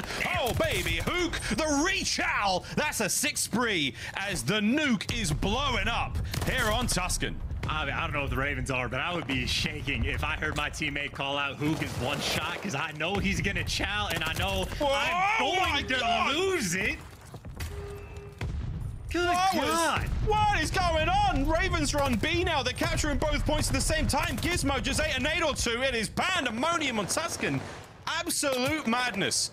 The fight towards B is not quite done yet. Now it's done. Arcity's finished. But we are going to see A get captured. What in the sweet Christmas? I mean, an unbelievable series of events. I cannot fault the Ravens for this. These gunfights just look horrible for them. I mean, they're just getting zapped right now. The difference between the gunny right now for the first 2 maps and this one is actually insane. I think both Nasty and Gizmo still double negative, and like, from their POV, it's not hard to understand why they are just like, they're disappearing. They are disappearing. I mean, you know, when you look at statistically, the boys are butters at control, but that doesn't mean you have to take gunfights like this. Neptune, eyes on the cross from Mo, backs up, lets them through. No problem. is the next one. Nasty wins it. Space to go forward now, but you're running into Huke. You're running straight into him, and he guns you both. Huke is going wild. 28 and 15. In a minute 20, LAG, they take the map. I mean, yeah, look, and if somehow this ends up going to a round 5, which by the looks of it, that's not going to happen. But if it went the distance, I mean, Huke might be in the midst of breaking the kill record. Because, like, it's only round 3. Round 3 is only halfway done, and he nearly has 30 kills. If it went round 5, like, Huke could drop 50. I mean, it's possible. But no one on the Ravens can win a gunfight. 8 lives remaining now as LAG have taken over Tuscan. The final 50 seconds, and this is going to have to be unbelievable. And it could happen for the Ravens. It's not over yet. We've seen the way control works. One simple set of stacks, and you get the job done. Neptune throws a shoulder, throws a nade. Slows down the approach for now. Slashes there, and oh my, gets the kill. But it is going to tag up these members of the Ravens so much, and it's the nuke once again into the point spot. Flying high as Nasty now trying to keep his boys in the fight. Less than 30. I mean, it's just like a montage style clip on montage style clip, jumping from the top rope, sliding into chat. Like, it's just absurd. 10v5, I mean, maybe late heroics even clean 4 white, but we both know that's not going to happen. I mean, Huke technically slowed down because everybody else heated up. That is as dominant of a Tuscan control as you are going to see. The woes for the Ravens continue in the game mode. And LAG, I mean, again, a small mistake maybe or 2 in the Tuscan hardpoint, a small mistake potentially in the Bocage S&D, but outside of that, they are playing, like, they're on point right now. Yeah, it's, look, well, however way you dress it, the Ravens don't have a clue what they're doing in the game mode, clearly. That was Dude, there was nothing they could do. I'm not even saying that's like Ravens being smack. bad. That just like, that did not look fun. They were getting obliterated. He went through, but Huke went 30 and 18. That's the new. Dude, that was one hell of a performance, man. We said at the start of the series that LAG know what's at stake here. They know that this could be their year. A pivotal series for them all round, and they managed to do it on Tuscan. A 3-0, a swift one as well. Ravens now, though, back to familiar territory. Get them in a game mode they like. We'll see what happens then. But looking across these highlights, aside from this starter from Afro, I mean, Remember this? Remember that round 1? Afro like doing great? That's a long time ago. He went on some spree, but UGLY, they ain't got no alibi. It was ugly for the Ravens here on Tuscan. But the series marches on. I mean, I guess he had, what, Afro more kills in round 1 than like 2 of his teammates had the entire game, or like in that ballpark. I don't know. He had, what, 13, I suppose, by the time round 1 ended, and that is just, I don't even know. Afro's probably just confused. That, again, completely wild, unexpected, makes no sense. Zero had to have been throwing a nade. Whoa. Thank God Huke stopped shooting, or else that would have been on every single top 5 play till the end of the year. Yep. Huke's unstoppable. Dude, he had such a good map. Like, damn. That was to stop the segment as well. That was so close. Oh, man, this could have been one of the most absurd lineups. Like, no joke. That was a crazy one. Gizmo, that's a sweet 180 there to hit the shots. But Huke, non-stop delivery here on Tuscan. Look at this, man. I mean, that is another 3. Gizmo's going to chow with the rat. It's toast, man. Pulls in the streaks as well a little bit earlier on. That was great. What a show, though, from the Guerrillas. They stay alive in the series. They push themselves further, at least towards the Berlin. We're not done yet. This is a team you cannot ever count out. The only other squad they managed to take a series off of in this stage is Atlanta FaZe. Yeah, I mean, come on. What are we doing here? Do things just not make sense anymore? Do we break some like space-time continuum like 6 or 7 years ago, and everything has just been absolutely insane since then? Like, it's just bleeding into Call of Duty. It truly does not make sense. These guys, they're 1-3, and they're playing like this. What was that particle collider? The CERN CERN thing that the Large Hadron Collider. The Hadron Collider. That ever since that hit, baby, everything has just been woo crazy. Hey, though, I did say at the start of the series, I said that you may as well give the control to LAG, and I wasn't kidding. Do I look like I'm kidding? The answer is absolutely not. That was a real, absolute smacking. But now we're going to the Berlin chance. We obviously have to sort of count the blessings, you know, for the LAG fans. Can they continue the momentum, though? That is the question for me. You've shown such incredible promise in the control game mode. All you have to do is bring, I mean, 80% of that to Berlin, and you are really going to hurt the Ravens and force a game 5. And honestly, I think the potential is absolutely there, right? I think Tuscan was obviously Ravens' map pick, and it was still a close one. Obviously, Ravens have been perfect in hard point, and Tuscan was no difference. But Berlin, it is LAG's bread and butter. I know, Ravens are 3-0 throughout this stage. They like Berlin as well, but I think if they're shooting like that, the opportunities here, I suppose you can go back to maps 1 and 2 and just say you got to avoid the small mistakes, right? I think Ravens right now, especially through this stage, overall have been the best team on P2 and also the best team at breaking hills. So it's one of those things. They can early rotate to P2, try to milk all that time and trust themselves to make those breaks, like through the dock side of the map to P3.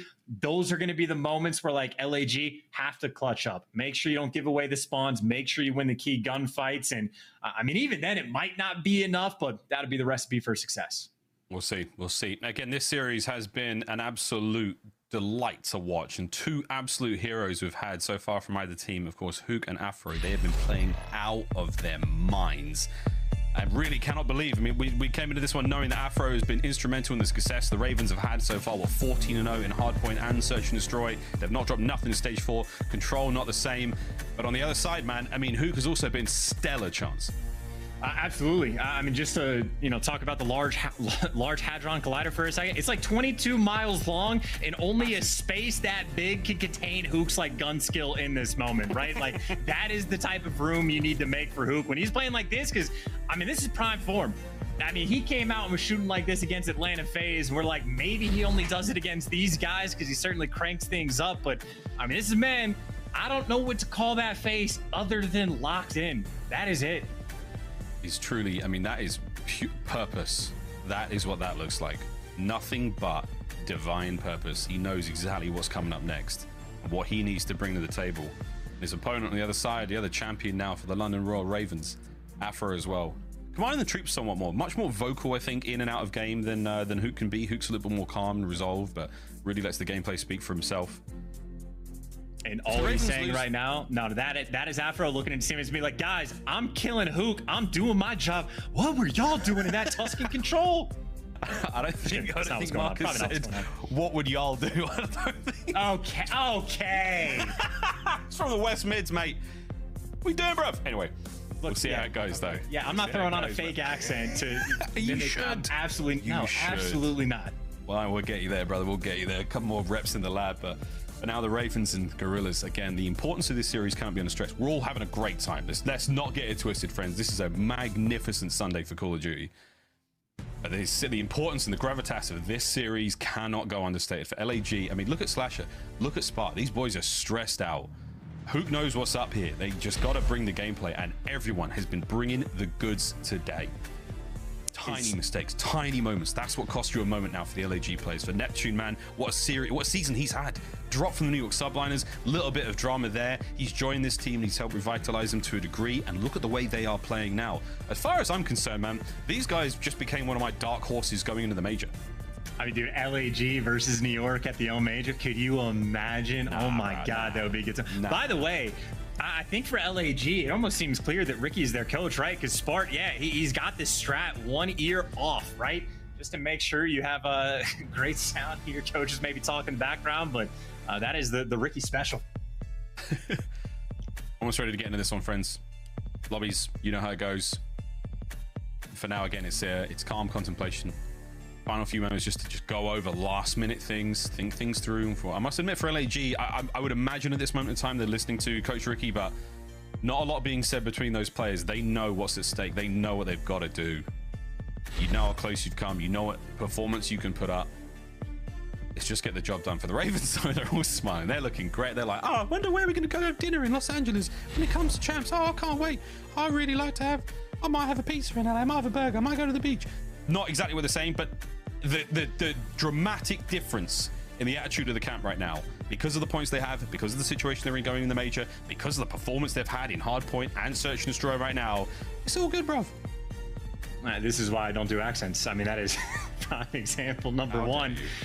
Whatever the case may be. By the way, fun fact about Slasher, just because it caught my eye that not wearing a hat, he actually wrote a letter to the Oakland A's. Well, the Athletics. I don't know if they're in Oakland. I don't know how that works, but he wrote a letter to literally the Athletics MLB baseball team to get permission to wear their hats. So I don't know if that like just ran out of time or if he's just electing to go for the hair today. But either way, you know, looks good. Looks good. Oh, he does. Strong looking man. Slasher is what transformation he's had. Brilliant hardpoint though. It is on the horizon, friends. As we continue to hold on to this one, we are on to, I think, another lobby now. So almost there, friends. Again, looking at the London Royal Ravens, the journey they've had to get here, 3-1 across the board. And it doesn't take any kind of genius to think about what map and mode, or what mode they lost in every single series they have played so far. Them boys are bad at control. Well, this does remind me, actually, Ravens have been New York Subliners' best friend. I mean, beating literally down the line, everybody on the bubble, Ravens have come out and smoked. And funnily enough, I guess it has to be mentioned as well because of their control woes. Every single series has been 1-3-1. This is what they do: roll up, lose the control, win everything else. So Ravens in 4, seemingly a guarantee. And obviously, if you're a New York Subliners fan, you're continuing to root for them to make sure LAG stays down, because obviously LAG are looking a little bit fierce in spite of their record. So try to keep those bubble teams at bay. And of course, on the flip side, just doesn't make sense at all. It's a scary. No, it's such a difficult loss again to lose to Ultra like that, and again the heartbreaking one against New York Subliners, and then you turn things around, you absolutely choke slam FaZe 3-1 to lose to Boston 3-1, and now you find yourselves staring down the barrel of a tough one against the Ravens. But God only knows for the Guerrillas, man. I mean, it's been a tough journey, a really, really tough journey.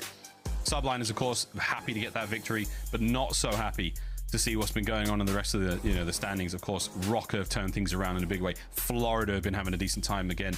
LA Thieves, we'll see what happens. The last matchup today is going to be an absolute sweetie. For now, LAG, I think we're almost there, guys. I think we're almost there. Ravens now, here we go. Trying to get into this one final time. Here we have it. Berlin hardpoint. Map 4 in the series. Do or die, LAG. I still can't believe I said y'all one time and got mocked on broadcast. That's crazy, Miles. Well, you can say y'all all you want, but not when it's like, what a British... Come on. Although y'all is... I've been trying to, you know, bring y'all into my everyday vocabulary, but it's not easy. It's not easy. I disagree. I think it comes naturally, but I suppose that is honestly the player to look out for, right? It is an AR map. Slasher has been frying pretty much this entire stage, and especially so in this series. So he's looking to put on for his squad, put on for his city. He puts on, and the lobby, as expected, broke again. Hold on to your butts, kids. We're backing out. These things happen. I mean, you know what we could do? During this time, I was actually thinking we could actually run the control again, and we could break down all the times where the Ravens got absolutely bodied by Huke. We could literally go back through the entire game and just see. Pick around any round. Just pick around any round, just watching Huke go absolutely nuts. But that is, yes, one more lobby disconnect. Sadly, we are having, we're definitely having issues. There's no getting around it, friends. We're having some serious issues with the lobbies right now for the last few days. I mean, everyone's trying to sort this out, trying to find, you know, fun, creative ways to get into these games. We're working on it, believe me, because we want to get in the games as much as you do, and the players do as well. There's always that. Yes, we do, ladies and gentlemen. Yes, we do. Another technical delay, sadly. We're going to keep things going as best and professionally as we possibly can without, you know, waxing too lyrical about all the madness taking place behind the scenes. But Chance, for now, mate, I mean, just I don't think we've ever seen a situation like this ever in competitive COD history where tiebreakers are going to be so influential in the success of a team. Potentially so influential. And especially with like the number of them. I think the only thing that even comes comparable to like the level of intensity for the tiebreakers is I think it's happened twice at Champs where you actually have a runoff best of one like S&D game. Like, and literally, I think it's only ever happened twice. Once in IW, maybe once in, not World War II, but I mean, you know, intense moments, but now it's just, you know, 5, maybe 6 teams that are going to be in the mix. I mean, I suppose even for the series we have immediately after this one between OpTic and Toronto, it's another one. If Toronto don't get a win, they will still be neck and neck with like 5 other teams in this league and just add to the pile of those bubble squads. But sure, here's the montage. Look at all the kills Huke got. Literally all of them. Yeah, that's ridiculous. Absolutely ridiculous. Man, what a season this has been. Vanguard has been nuts, and I think it's an incredibly complicated combination of not only the nature of the game, fast time to kill, headshot multipliers, but also, you know, the overall skill level of players in the league and just how damn good people are at Call of Duty now. Ever since the inception of the CWL and now the CDL, you're giving people full reign to spend every waking moment of their lives getting as good at this as possible. And I think that has created this perfect storm of like absolute absurdity when it comes to the game. You've got players playing at the highest level in a game where the slimmest of margins can cost you an entire map. It's insane. And I don't know how to get around that.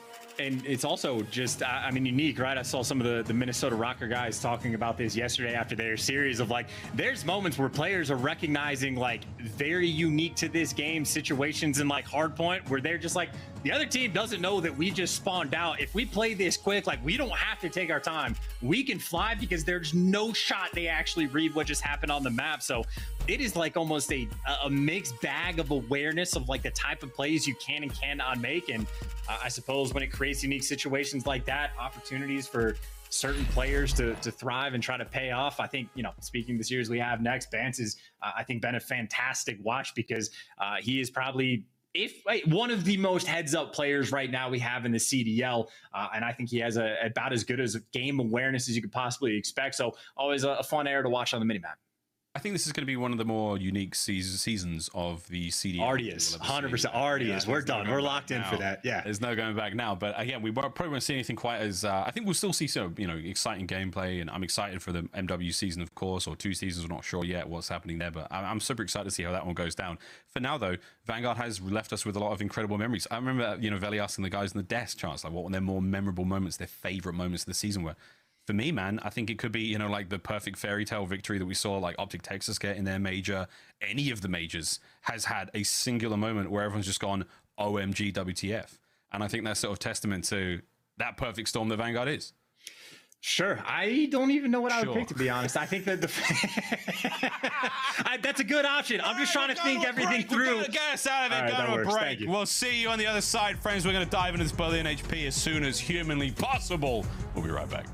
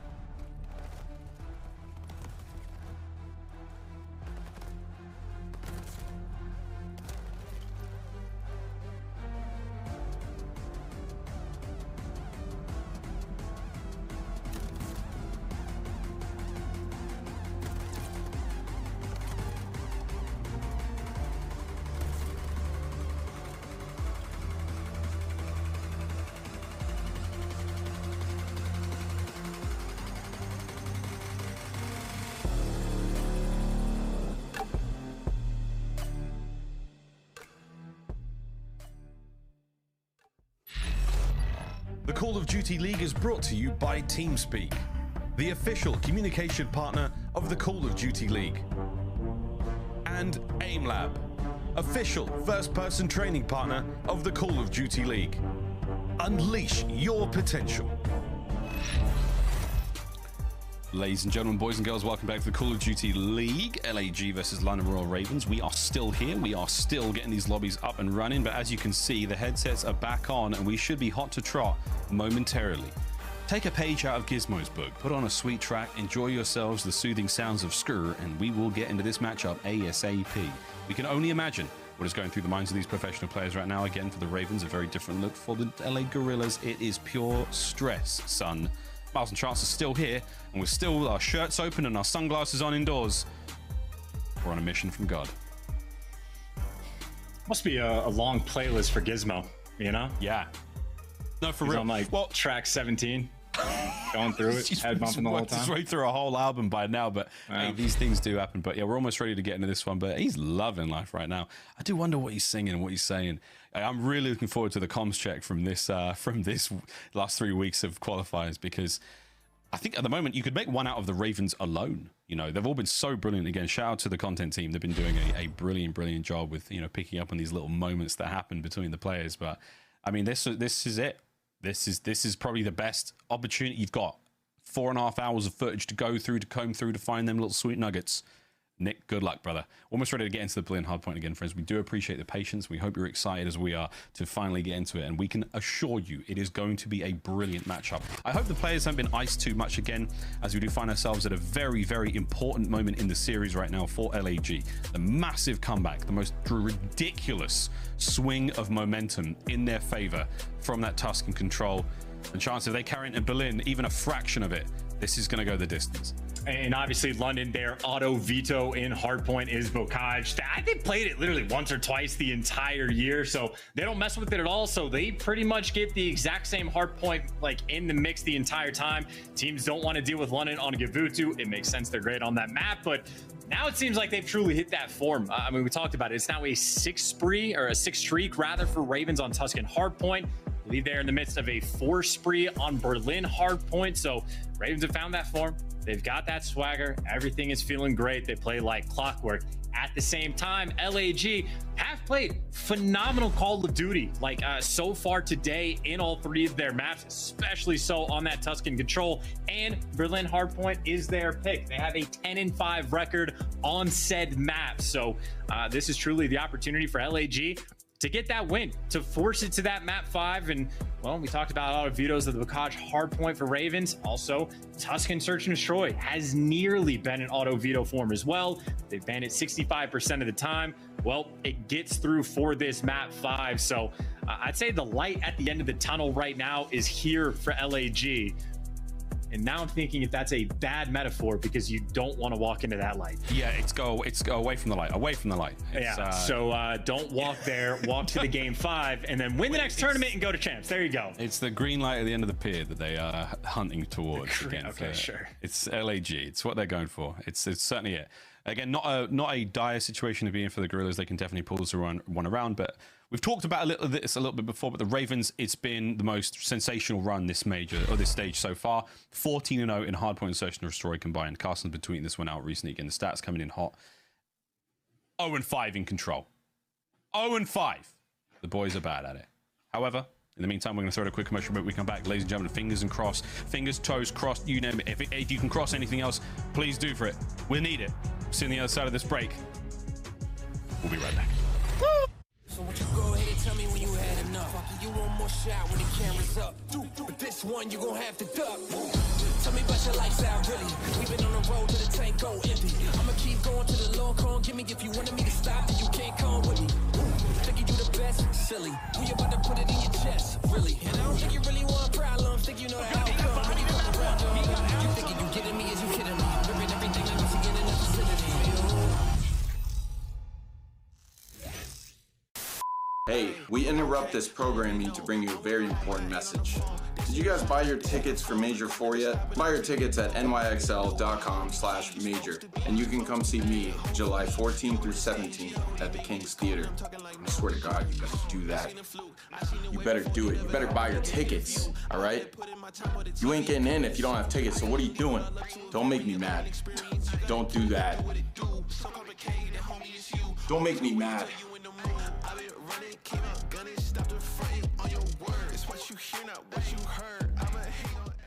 Listen up, boys. We're new in town. So grab your zennies. We're breaking into Fenway. Once you're all inside with the precious cargo, it's time to blend in. We need to crack the Jumbotron code. figure out the cipher and relay it to Nero. Once you have it all figured out, meet us down at the home dugout. We're only gonna have one shot at this. Let's play.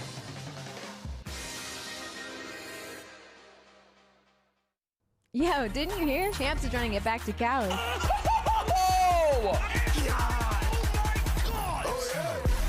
Champs is going back to Cali. Cali. See you there.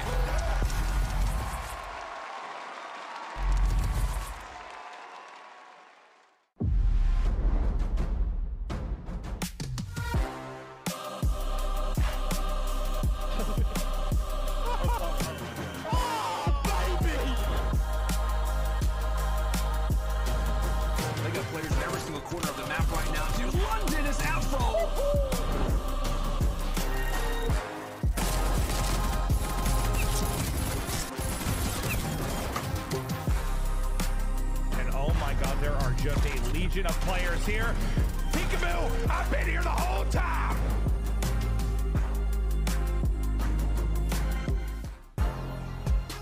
Ladies and gentlemen, welcome back. The Ravens, a little highlight intro there, going all the way back to the 2020 season. M-Dubs, of course, Zero's been firing since then for Nasty, Gizmo, and Afro. Again, a little bit of a touch and go when it came to Cold War for Afro. He looked great there, but Nasty and Gizmo, they have made quite the splash when it comes to the Vanguard season so far. Kudos to them for helping turn the Ravens around. It's been a bittersweet run. The Cold War season, not very good at all. Of course, we saw some big old team changes for them. But when it comes to what, you know, that 2020 season, chances of making a decent run of champs. I mean, the Ravens have had something. I was thinking, if the Ravens have a bad series, we could call them the London Royal Raisins instead of Ravens. I'll leave that one to you. I have absolutely no follow-up for the Raisins. Maybe they can grow up one day to be grapes, or I know you started as grapes. I don't have any follow-up. All I know is I did see Gizmo actually yawn, so he's actually slowed down the pace a little bit. I saw Nasty trying to pick him up, but I don't know. Berlin, Raisins. Yeah. Yes. Well, see though. Again, friends, the folks at you know, the powers that be know what's going on here. They're trying to fix things ASAP. Everyone is fully aware of what is going on here. We sadly are the messengers. Don't be shooting us. We're doing the best we all can here. We are dying to get into this game, friends, just as much as you are. But in the meantime, again, if you haven't already sorted yourself out tickets, maybe to champs, or if you haven't got yourself tickets to the New York Majors, dive on that one. You will be able to see all of these teams in action at the upcoming major next week. You won't be seeing a lot of them at champs. But now chance the Ravens 190 sitting pretty, not quite absolutely clinched that playoff spot. It is still possible for it to hit the fan. It is unlikely, but it is not impossible. But for the Guerrillas, again, just looking at the spot they're in, with not for that 5-point bonus that they got again for winning major number 2, they could find themselves in a very, very sticky situation. I mean, again, technically possible for Ravens not make it, but, you know, 99% chance that they do. I'd say for Surge, for Surge as well, probably like 99% they make it through.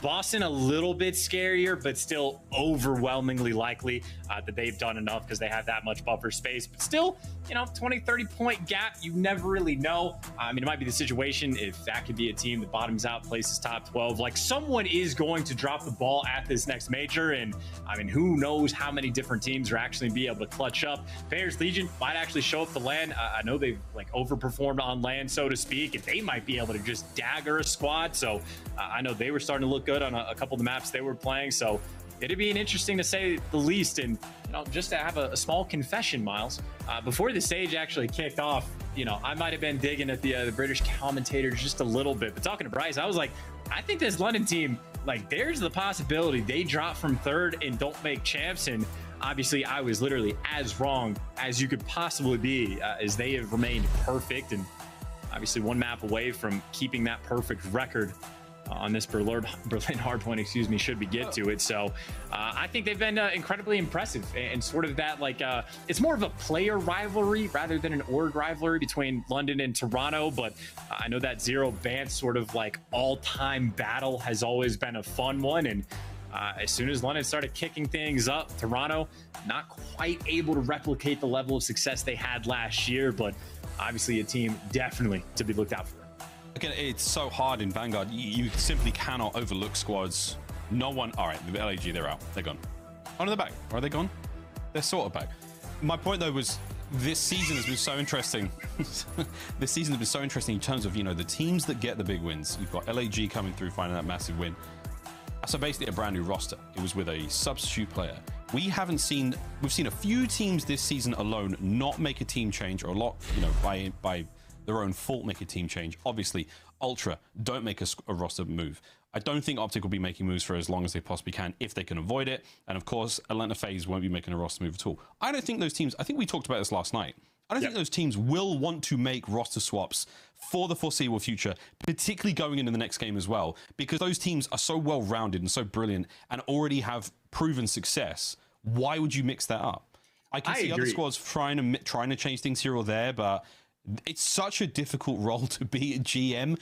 Absolutely no envy of that job, especially in this environment. Let me tell you, that's a tough one. But I think those teams, they will stay going into next year for sure.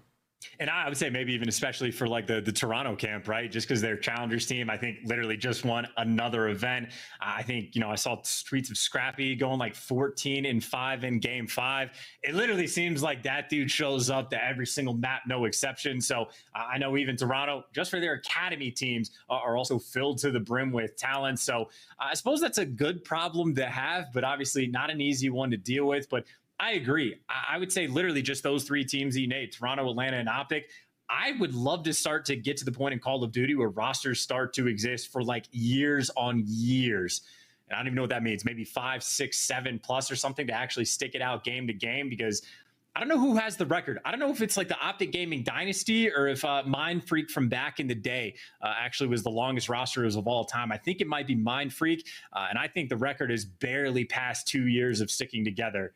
So definitely fact check me on that. I might be incorrect, but it is the typical thing in Call of Duty. Things get mixed up all the time, including this year. And, you know, it's always an interesting dynamic, even for LA Thieves, right? Most roster changes of any other team in the previous season. And this year they've stuck to their guns. Yeah, they really have. I think as well for LA Thieves, better late than never to start blooming. Like they've been having, you know, mixed success. I think it has to be said. They turned up on land though in Toronto. Like Kenny got the God box. There's no... Unbelievable. Ladies and gentlemen, I do have bad news for you. We are going to be throwing to another commercial break, but the good news on the other side of that, there's a very good chance we've got the game. We'll see you on the other side.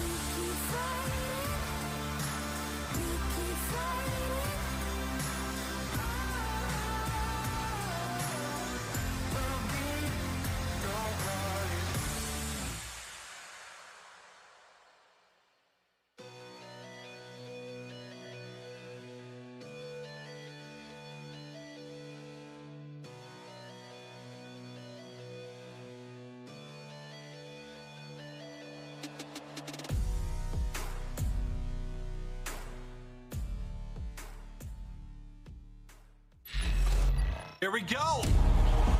Wait. This is chaotic. Wait. Finds one, the second, the damage is done. He finds the first one, finds the second as well. This is what he... Oh, no! It's glorious, it's beautiful. You never know in a Call of Duty event what could happen. Wait. Absolutely beaming right now. Can he win that? He is finding all the kills. 5 in a row to walk away with the whole 4. That is sensational stuff. Oh my, what? And that will be it. No, it's disgraceful again. Let's get into the Cool and Juicy League. Let's go.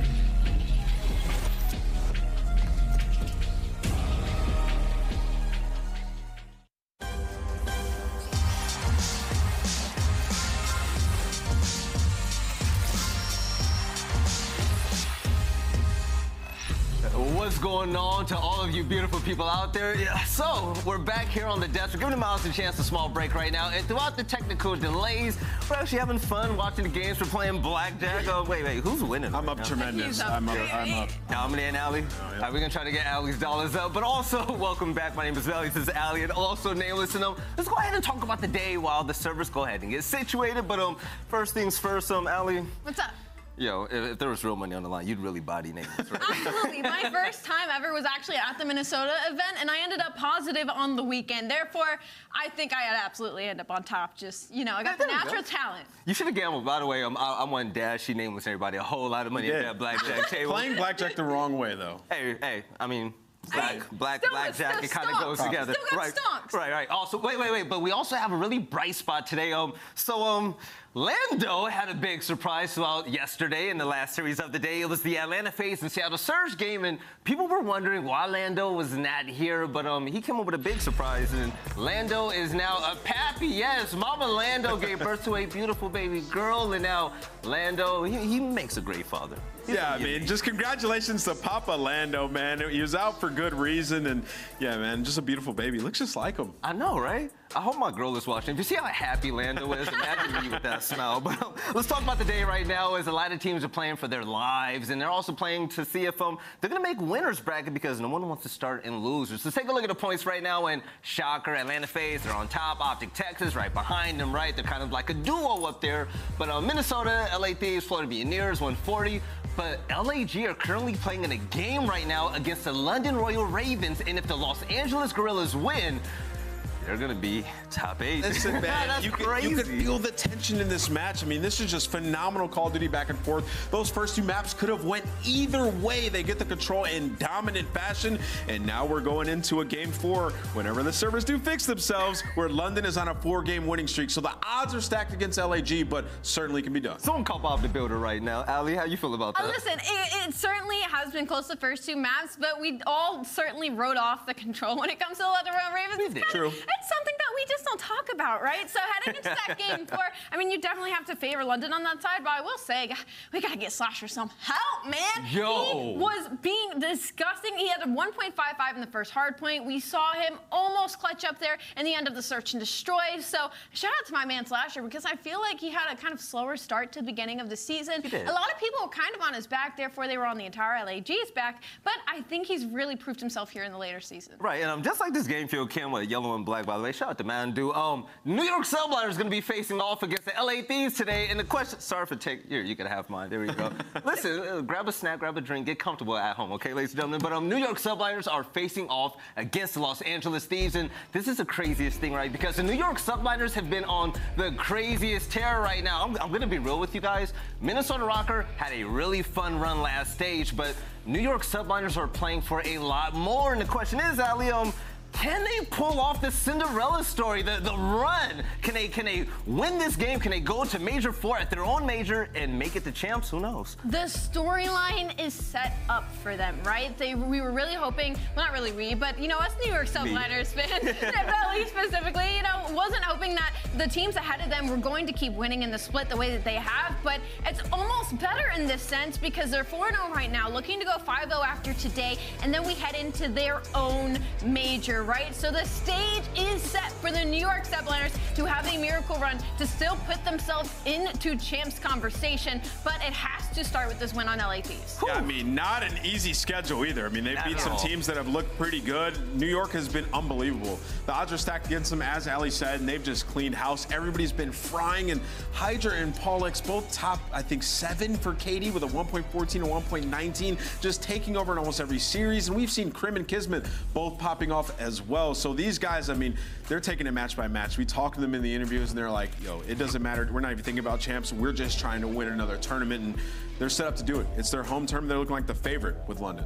All right. And in this split, I mean, they've beat Major 1 champions, they've beat Major 2 champions, and they have beat Major 3 champions. So once again, it is incredibly doable for the New York Subliners. And this match versus LA Thieves is so important today because, like, you want to beat them so you can catch up close to them, stop LA Thieves from getting those points. Because if LA Thieves do move up and get that additional 10 points, then it makes it so, like, New York has to make it to the finals, right? You want to make it easier for themselves. They want to make it easier for themselves, but like we said, they're not even thinking about champs. They just want to get that W. Right, the last time LA Thieves were even on the screen, like LA Thieves remind me of me, right? Like, they're so bipolar with the wins and losses. Like, the thing is, LA Thieves, like, they were so good when it came to land in Major 3, but we came online and it's like, hey, yo, like, you're kind of split right now, my guy. And what really sucks is that we said this might be their best online showing so far, but they've been struggling. That is insane. We brought up the stats graphic, I believe, yesterday, where they were, like, first and third in respawn. Their S&D was still struggling, but it looked like things were finally looking up for them, but not anymore. And this is an LA Thieves team who gets better on land, but if they want to have the conversation for champs, they need to do well in the split online as well. And I felt like on Father's Day, everybody should have wished Major Maniac a happy Father's Day because he was daddy in that lobby right there. Search and Destroy, he took over. Nameless, you had higher praises for him, actually. When he came on the team, and we saw those Search and Destroy maps for the first game for the Florida Mutineers, and he debuted it for them. I mean, you were saying, yo, this is exactly why they brought him. I mean, that's exactly why they brought him in. He clutches up when they need him most. The guy was getting aces. He was leading the team in terms of overall damage for the squad with, like, players that are high-octane, fast-paced players. Major Maniac led the entire team in damage. That's just so impressive to me. He's completely eradicated that, stigma that he's a slow player, and he's definitely a mainstay in this league. And for the Mutineers, the team that was looking lackluster when they first came into this stage with their roster change, have turned it around. I mean, you could see, like, going up against the LA Thieves, that was the match they needed to win to make it in a winner's bracket, and they do it under pressure, so big W. On the flip side, talking about the LA Thieves, they're losing maps they should not lose. You shouldn't lose a Gavutu control if you're LA Thieves with the AR players that you have. If they get one tick, they end up pulling defense for the very end because they were outslaying them. They lost that map heading into round 5 while they were outslaying. That's unacceptable to me. Like, put it together. You have a man advantage. Get on that point and try to get that progression. So for LA Thieves, man, just a little bit up and down still. Now, talking about progression, if you're a Greenwall fan out there, trust me, I've been looking at the timeline. I've been looking at Reddit, and you guys have been stressing lately. And OpTic Texas will be facing off against Toronto Ultra today, and both of these teams are currently 1-3. This is not the start that OpTic wanted when Illy came back, but the thing is, you got to think about it this way. Like, Illy came back, they played with 2 subs. Nameless, man, you're a former pro. Like, how hard is it to really just put in 2 people, try to play with them? Play styles completely different than Illy, by the way. I mean, honestly, I've played in just about every situation that you can be in, and I've been in so many different roster situations in Call of Duty. I have not been in this type of situation where you have your in-game leader out because of a medical issue for that many months, and then you have to plug him right back in before the 2 biggest tournaments of the year.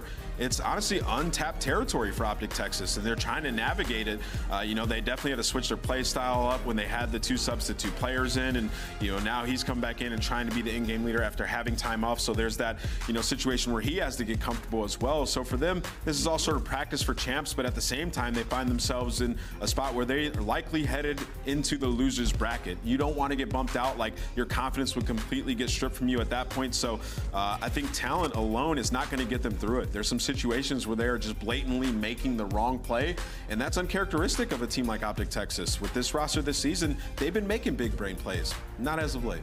And unfortunately, I feel like I have to be a little bit hard on OpTic Texas here because Illy came back and he was absolutely frying. A 1.83 in Search and Destroy that is first in this split. I mean, he has been on his game. A 1.11 in hardpoint. And Dashy is still doing Dashy things. He's still top KD, 1.2 on hardpoint. He's been right there, 1.27 in Search and Destroy. Like, the slaying is still there from your 2 biggest players. For me, it's the SMG duo. Again, said it before. They were arguably the best SMG duo in the game, and now they are struggling to get back on their feet. 1-3 in the split. This isn't the OpTic Texas that we expected expected to see, especially putting iLLeY back in. That was supposed to be the glue. That was supposed to be the puzzle piece to fix all their issues. Yeah, I don't really think it was as much like individual. I really think it's just like the way they're playing the game. Like they were hard rotating and then not pushing out, adding layers to their push, leaving players in the back, like getting spawns, sometimes playing a little bit scared. It just seems like they were out of whack with this roster right now, but I have confidence that they can reel it back in come Major 4, honestly. You know who I want to be confident in and reel it back in? I don't know about you guys, but like Toronto Ultra is a team in the CDL where it's like, everybody loves them. They're great guys. I love the hype video. It's the best one in the CDL by far. But this team just seems to be falling short, and Vanguard just hasn't been kind to them consistently. I'm right there with you. I mean, it just has not. It's been a lot of unfortunate situations. That's why I feel like for the Toronto Ultra. And we talk about difficulty in schedule. I will say, London Royal Ravens, who are undefeated this split, the Atlanta FaZe. I mean, it's Atlanta FaZe. They have MC. Like, there's just so much you can say about that. They have MC and Simp. Like, come on. And then the Boston Breach, who made a roster change that has made them look like a top contending team heading into Major 4. So it definitely hasn't been easy, but something I will always say again, you have to beat the best to be the best. So for me, Toronto Ultra, they just need to work on closing out these series. They've been making incredible comebacks, but when it comes to the end game, they're just unable to do it. I mean, I will say, like, for the Toronto Ultra team, they've had a tough schedule, but there's no excuses for them. They've had this roster since the jump. They've been together for, one of the longest lasting rosters we have in the CDO, and they just can't put it all together at the same time. I mean, I'm looking at a guy like Cammy, at least for their most recent match, you cannot go double negative with an AR on 2 Gavutus. Like, you just got out-strategized by the Boston Breach, taking it to you on that map, and, for them, that's a map where he's supposed to succeed, him and Insight. Insight did his thing, but he did not. And then in some of the other matches, I'm looking at Kleenex. Like, he's been up and down, prone to the bad game. So it's just inconsistency across the board, which has been the story with this team all season long. Right, and you know what? I can't help but feel like whenever we saw Scrappy subbing for this team, I love Insight's my favorite player on the roster, by the way. But Scrappy brought like that innate cockiness to that roster. You know what I'm saying? A young gun, he wants to make plays, risky, and it always paid off. And it's like, I feel like that type of playmaking on a consistent level is what Toronto is like missing. Which sucks, because with Toronto Ultra, we always said, like, you can't pinpoint a player when it comes to the squad. Like, you can't pinpoint a player for their issues. Well, now we're starting to see some glaring issues with some players and their consistency. Like, Cammy was 4th in control heading into that series beforehand with a 1.3, and then he heads into that Gavutu, and it's just like, where did Cammy go? So Toronto Ultra, they have a lot of trials and tribulations ahead of them. I really just think it's their fundamentals for some reason have been slipping away from them, and players trying to do too much on the map to make up for it. Right. I was wearing my glasses this whole segment. It was in my pocket, so I had one of those moments right there. But ladies and gentlemen, guess what? We got champs right around the corner. Actually, this year flew by faster than any year I've ever had in my life because August 4th through 7th is basically right there, and we're going to champs. My first ever champs. I don't know who's gonna make it. The bubble is crazy. Nameless man. You wanna have fun right now? I'm always down. You want to have fun? All right, I'm looking. Wait, production. If you have it, can we get the points as well? So, out of all the bubble teams right now, we got New York, Florida, Minnesota, and all them. If you had to name one team that you think, you too, Ali, I'm gonna put you on the spot. We're feeling right now. We're having fun, all right? Which one of these teams? I honestly think the LA Thieves are going to make it. Wait. The question didn't even end. What was the question? So if you take a look at the top 8 right now, who do you think could drop down? On the right side of the page, what teams do you think aren't going to make it? And who do you think will make it? That's kind of messed up. Paris Legion. I'm sorry. Can we at least get Donnie the champs? I think that New York Subliners are going to make it. I think they are. I think that New York and LA Thieves from that right side column are going to make it into champs. All right, I don't know, man. The New York Subliners trying to make champs right now actually comes out as one of the best storylines I've personally ever seen in esports. But you know what? Wait a second though. Like, let's not forget, Ultra could still get bumped out. Like, Ultra can get bumped out easily. Like if they lose today and they find themselves in a bad spot in that bracket and get bumped out, like. Let's talk about losers bracket. It's terrifying. Like, you might have Surge and OpTic Texas in the losers bracket at this tournament. That is wild. If you have to run into them for a match that potentially determines whether you make it to champs or not, New York is going to be ridiculous. I don't think the people are ready for it. Dude, that's actually insane. Actually, we have Miles to champs right here. Fellas, we had you guys talking for so long. You were chilling. By the way, you guys are pulling off the look quite well. Chance, I love the shirt. My question to you two as well. Let's jump in on the conversation. The New York Subliners heading into Major 4, their own event. Are you guys are you feeling the magic working, or do you think it's just way too late? I'm scared to hear what Chance says. I just want to welcome you, all three of you actually, to the Miles and Chance podcast. Yes, hello. Exciting to see what happens. I also believe they can do it. I think the odds are slowly but surely being stacked against them, and I think Hydra's COVID situation, him getting sick at this moment in time, is a dagger. I tried to say that their luck ran out yesterday, and Chance was like, boy, their luck. They never had the luck. Never. Not this year. You said They never don't need luck. They got Paulehx with a 1.83 in search and destroy. Come on, Paulehx guys. killing it, man. Come on. Look, I want to see the bracket though, right? Because like I think Ann brought up a great point. There are killers that are going to be starting in the losers bracket. So like if New York just gets like a super tough first round matchup that like isn't going to clear cut go their way, if you fall into the pit, I don't trust anybody, especially not for a team that is so far down on CDL points. But if they have a great first round matchup, one that like you are confident that they're going to be able to win, then they can absolutely make a run. I mean, literally, you win your first 2 series, guaranteed like top 3. So I think Subliners making it is a good shout, but very much depends on who they play. So another question, this one's going to be kind of, it's going to be really fun. So teams like Toronto Ultra, these are teams that we all love, right?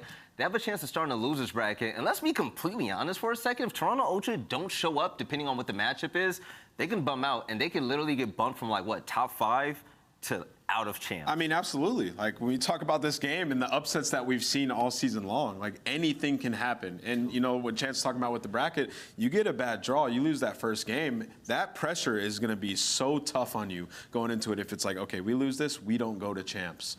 I remember playing in a tournament like that, regionals back in the day in Ghost Time, and literally if you didn't get top 8, you weren't making it to champs of that tournament, and that's all we played for at the time. It's the most pressure I have ever felt, and it's probably the most pressure these guys are going to feel.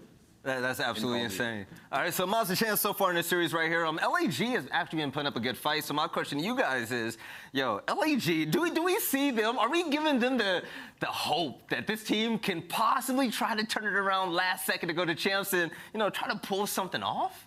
Or is it done? I don't think it's done yet. I think, you know, based on what we've seen here, I said it, I think it feels like a lifetime ago, but I think after the Tuscan ended, I was like, as far as I'm concerned, the performance they've put up against London in every game mode so far, they've become one of my dark horses in the tournament. Like, and I'm going to roll with that until they get double first rounded. You know, that is just the vibe I have right now. I think they're looking good. If they can translate that to next week's play, all good for LAG. Yeah, I mean, thinking about, like, it's something weird. Like, I was thinking about in the first 2 maps of the series, Slasher at the end of games is twice the Slasher he is than during the first few months of every single title. I'm thinking about, like, even during MW on that, you know, that OpTic team, the not real OpTic team at the time, he was so much better at the end of the season. This is really where he turns it up. So if he continues that level of play while also being, like, the leader that these guys need, they can absolutely be a dark horse. Like, we saw the match they had versus FaZe. That is no easy feat. Depending on, like, you're going up against some of the most talented players in the game. They're going up against also now London Royal Ravens, who have been the best team this stage, right next to New York. And this could have been one situation away from a 3-0 for the LAG, like on both of those maps. The gunfight in the round 11, we're talking about 1 rotation in the first map. Like, LAG is playing a really good series right now. I will have to say though, like when London Royal Ravens like started that first hard point, they were down and out of that game for quite a couple of hills. I remember looking at the kill feed, and I believe Dashy and Gizmo were like 2 and 7. Like they had not gotten their gears going. So for that game to still end the way that it did, I feel like London was still very much in the driver's seat. And I feel like the boat cage came down to just some mistakes from the LA Guerrillas. When Huke was getting like 3 for 3 first bloods, like they were in the driving seat and they should have just kept rolling with that momentum. But suddenly it was just a couple of slip-ups, forcing Slasher in 1v2 situations. Like there's just some things that your entire team needs to be able to put their best foot forward instead of always leaning on Slasher, leaning on Austin to have those clutch moments. However, though, in that Tuscan, I will say LAG looked disgusting. But we have to talk about the fact that both these teams are 2-8 in control, and for LAGs to go out and pull out a 3-0, that is a huge momentum boost heading into the map 4, even though London Royal Ravens favored that one. Yeah, I mean, I really liked how LAG were playing that search and destroy. Super slow, methodical, trying to get that first. But I mean, they got to watch the London Royal Ravens play it the other day, and how like Afro was just having his way inside of tools. So I really think the slow play was working out well. I thought everybody really did their part, honestly. It just came down to a very end 1v1 against Slasher. I mean, Zero gets the big kill from up top barn, which was probably, you know, the biggest kill of that round. But yeah, it could have went either way. Like Slasher knew where he was. He played it flawlessly. Just unfortunately doesn't come out on top of the gunfight. I'm just saying, for LAG currently, like their schedule for this stage as well has not been like the easiest, so to say. Like they went against Boston last time, and Boston has been like honestly like one of the real hottest teams in the game. Like they're fast, they're fierce, they're exciting. They're going against London right now, and the fact that LAG can actually keep the games interesting, I think that speaks volumes. Honestly, I feel like the competition from just about everyone. Like, everyone's getting in the mix now. It speaks volumes of the pressure, right? Like, it speaks volumes that heading into Major 4, that this is your last game going to the qualifiers, trying to still force your way into that bubble. Like, we're gonna see some of these teams, like, you create a diamond under pressure, and some of these teams are really showcasing what they're capable to do at the end of the year. But then I think the scariest thing as well, even with all the team changes that we've seen through, you know, the months, like, you have a Seam sitting on the bench. Yo, there's tweets of people, like, saying, who the heck is gonna sign Scrappy next year? Like, who's gonna sign Vikel and all them? This is where, like, I mean, I hope that Toronto Ultra doesn't get rid of him. They need to hold on to Toronto Ultra. Like, both of their, like, I wonder how did both of their excuse me, Challengers. You know, I was literally just about to say, by the way, guys, Challengers updates, congratulations to the Toronto Academy NA for winning Grand Finals at Boston this weekend. Huge ups to them, even though they had a roster change pretty last minute heading into it as well, they were still able to come out on top. And it was Scrappy, I believe. In the map 5, they won 6-4, and Scrappy went like 14-4. There's some teams that could use Scrappy at champs. Yo, Scrappy's becoming one of my favorite players immediately, so it's gonna be really interesting to see how things are gonna fare out coming up soon. But yo, 2 events left. Like, I'm loving this, man. Absolutely. I can't wait for New York, man. I mean, we're watching this match right now that has huge implications for that tournament. And we're watching the highlights of this S&D. Huke also had a crazy search and destroy performance. So many first bloods. I think he ended the game with 5 first bloods, which is what you need out of a guy like that. Like I was saying, just a couple small situations. This round was insane. Slasher picks up 3, just last one left, 0 able to kill him. 0 just had his number a couple of these different rounds. I would have won that. Yeah? Yeah, I bet you would have read the guy behind you with a pistol. Trey got slow movement, man. I would have. Oh my God, my bad, Trey. I got slides like shots. I'll tell you what, I wouldn't chow that at all. No, easily. So, yeah, ladies and gentlemen, for those of you that are just tuning in right now, we're just having fun, chilling. We have Miles and Chance on the line as well. We're waiting for the lobbies to go ahead and get situated. But in the meantime, Ali and Nameless are currently playing Minority Jack, and Nameless is up tremendously right now. That is just messed up. Listen, I'm the dealer here. My goal is for him to be up, right? I'm a woman of the people. I'm 1-0. All right, Miles, Chance. So, my question to both of you guys now, you've been quiet for a hot minute. We're heading into Major 4 very soon. My flight leaves in like, what, 2 days? I can't wait, man. I miss New York. But who do you guys having in the championship game? If you were just to pick 2 teams. I know we don't know the bracket. Predictions this year, it's just awful to do. Yo, Miles, give me something crazy. Veli, that is a cruel question, and I love you for it. Hell, man, this could be the grand finals. Like, I'm not even kidding. Like, the way these guys have been playing, who knows, man? If FaZe get to the grand finals, they're getting 2nd place. OpTic are gonna get knocked out by Florida. I mean, these are the only constants we have in Call of Duty right now, right? Like, if OpTic go up against Florida, they're gonna lose. It's as simple as that. If FaZe get to a grand finals, they're gonna get 2nd place. It's as simple as that. It's the only thing any of those 2 permutations don't happen, this major is up in the air and anyone can win it. God only knows what is going to happen. But as far as my grand finals concerned, the ultimate scenario for me, like the true, this is just going to make, this is going to fill everyone's britches. The bookies are going to explode. I want to see like New York Subliners going up against like LA Thieves or maybe a Mutineers in a grand final situation. It's got to be Boston because, like, that's like the rivalry, right? That's like it could be Boston, like the New York Boston thing because of the islands, or I don't know how that works. Listen, the only fair prediction for this one is the London Royal Ravens because a different team has won every major. True. And New York won the Pro-Am, so technically a championship. So London Royal Ravens are the best prediction. Ravens win, FaZe gets 2nd. Yo, I'm telling you guys right now, yo, if Paris goes on a miraculous run and they're like top 4. Oh, here he goes. Yo, if they're about to lose, no, wait, no, I'm running on stage. I'm pulling cords. We can't go this road. Why can't we go this road? I'm doing the buttons back up. I think we can go this road, right? Wait. Miles, one more down for me. One more down. Hey, one more down. If we go to a game 5, the show's coming off. That's all I'm saying. It's been slowly going down. If we make it all the way to game 5, it's coming off. Production has called a break when I unboxed this last button. The moment I hit that button, production said we're done. We gotta go. Ladies and gentlemen, listen, as we're getting the servers together right now, we're gonna head over to another break. We'll catch you on the other side to see who's gonna come out on top. It's gonna be the LA Boys or the London Bees and Toast guys. We'll find out soon. We'll catch you guys on the other side.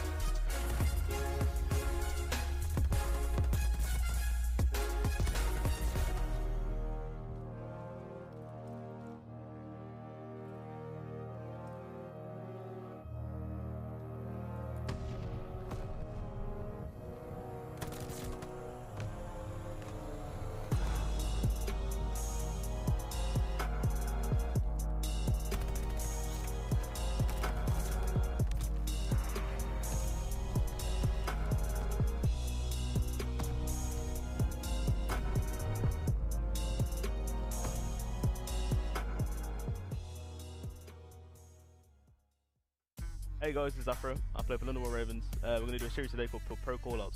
Today I'm going to be doing a map. That map is Berlin. I'm going to show you all the callouts, all the situations I get into, your little cool spots, and yeah, get right into it. As I said before, we're going to be doing Berlin. Honestly, this is probably the most well-rounded map. It's played both in hardpoint and S&D. Personally, it's probably one of my favourite maps as well. Yeah, it's good. It's 2 sub maps. You have 2 subs and 2 ARs, and yeah, just go through it.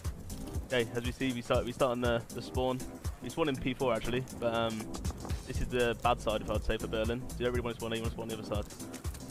But for the break, what I like to do normally is I come right side broken, or P5 tank. It's up to you, up to you guys what you want to call it. But P5 tank, top 3, both sides. You can go catwalk all the way to P1. This is where the first hill is, P1. A lot of people like to wait here. Play for this gunfight first before you jump in, either or people like to push through the left side arch, play for these gunfights before you actually break the hill, but yeah. This is what we call outer or long, it's up to you, and these are the ticket doors. And one of the most important parts of this hill, well not this hill, but this hill building is cubby or secret. Opens up the map, you can pinch from here, you can pinch this side, you can pinch this side. Really good part of the map. I'll take it over to P2. This is statue, just so everybody knows. This statue with a big horse, big one on there. And we come back to broken. This is second P2. This is actually a big part of this hill as well. If you have control of the top, most likely you're gonna have control of the hill because you have the upper advantage of this door and this door. Yeah, P2. Now this is for our team. We call, there's 2 rooms. There's this room, and then there's this room over there. We like to call these B1 and B2 so you don't get confused. This one's B1, that one's B2. Goes in order. And obviously you have back door and front door. Honestly, we have no reason. It's just B1 and B2, just so we don't get confused. B1 is right here. B2, yeah. So I've just showed B1 and B2. Now we go to sandbags. Or sandbag tank. This is actually peak control as well for P2. Yeah. And this is BS&D. We call this BS&D. This is where the B-bomb insertion destroys. So for hardpoint or S&D, we call this BS&D. And that back room there is also bricks. We call this bricks because obviously there's a lot of bricks. Good for watching bomb, for the B-bomb, I guess, for BS&D. Yeah. I'm gonna take it over to P3 now. This is what we call street. It's a long street. And in the middle of the street, we have fire truck, fire tank, and then blue truck. Then obviously down here, we have docks. Docks is quite a good place to sneak if you want to get the spawns for P3. This is another good place as well, the blue truck heady, glitch all the street and all the BS&D. Really good place for rotation kills. And we have this big little thing here. Big little thing? A massive thing, we'll say. Big crane. And then back here is a unreal head glitch. You can hold the back if you were trying to play for a kill before you break it, or if you're just trying to break it in general. And we have P3, or we call it flags, but P3, probably the better call out. Yeah, P3. Has 3 main entrances. You have P2, which is from fire, and you have one from front. And we have the triple window, which is a really good place to hold if you have an AR. Hold in front.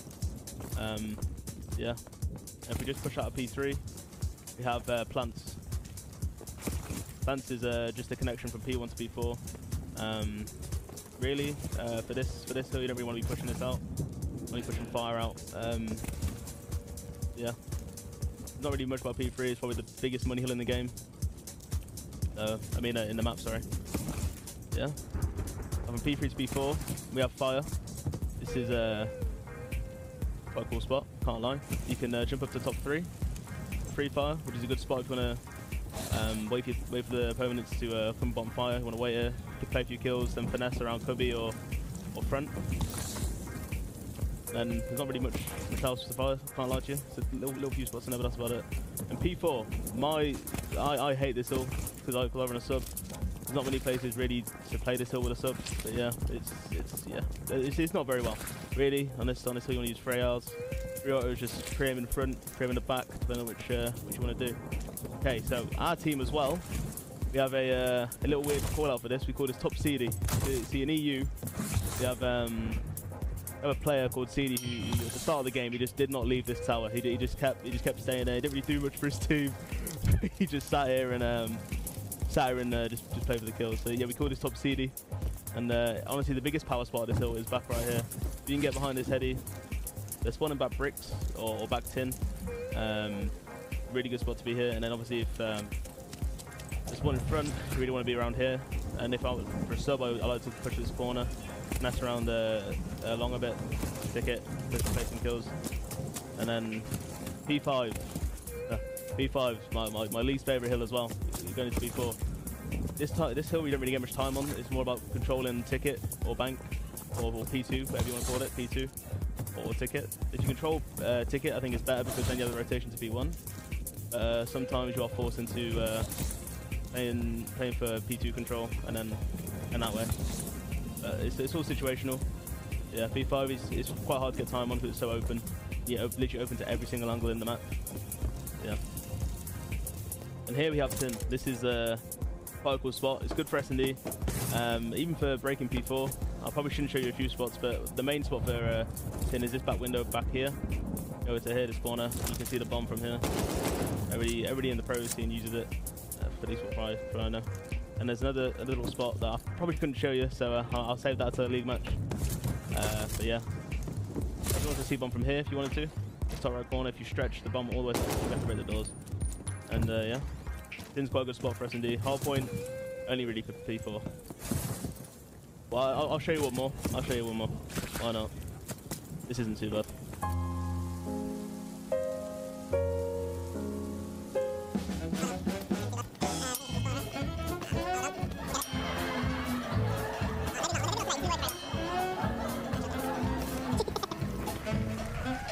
Oh, there we go. There we go. Now we have everything. So I think this wraps it up for the Berlin callouts for this episode. If I was you guys, the three most important callouts I'll remember is Fire, which is where I am right now. Broken, which connects the whole map. And then we have the final one, which is Docks. All the way over here. There's people sneaking, and you call it your teammates. This has been Afro. I hope you've learned a few things. Hope you feel a bit more comfortable on the map. Don't forget to shout us out. London for Ravens, for the Queen. And yeah, some pro callouts. See you next time.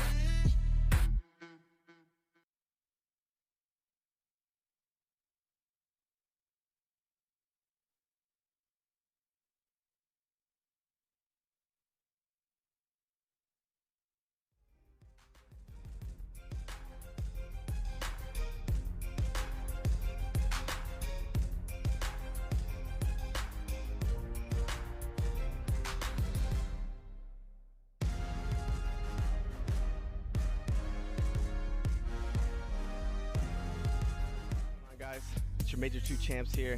I'm Austin, aka Slasher, and today I'm joined by my teammate Spart. We're both players for the LA Guerrillas. Chris, how you doing, bro? I'm feeling good, Austin. We're here to teach y'all some map callouts to get y'all some dubs in ranked play. Yeah, that's right. We need to help break this map down because I played with some of you guys in ranked. You guys don't know the callouts at all. So let's get into this episode of Pro Callouts, and we're starting with Gavin 2. Let's go. He said, jokes aside. Jokes aside. Yeah, so in the CDL and Pro Play and Ranked Play, we play Gavutsu on Control and Hardpoint, both respawn modes. Let's just start with P1, first hill of the game. Top ring. Very simple. We call this top ring most of the time because in Control, obviously, there's no hills. You just have the 2 points, but you can call it P1. There's a lot of little things you could do on this hill, cool angles and stuff like there. You have the 2 different mid steps, our mid steps if you spawn in this side, their mid steps. Very simple. The 2 different ramps that go up, and then Chris, tell them about the little jump spot to get on the outer ring. So you can like go to ring from like obviously the ramps, but like a lot of people have recently started to do like the like outer ring.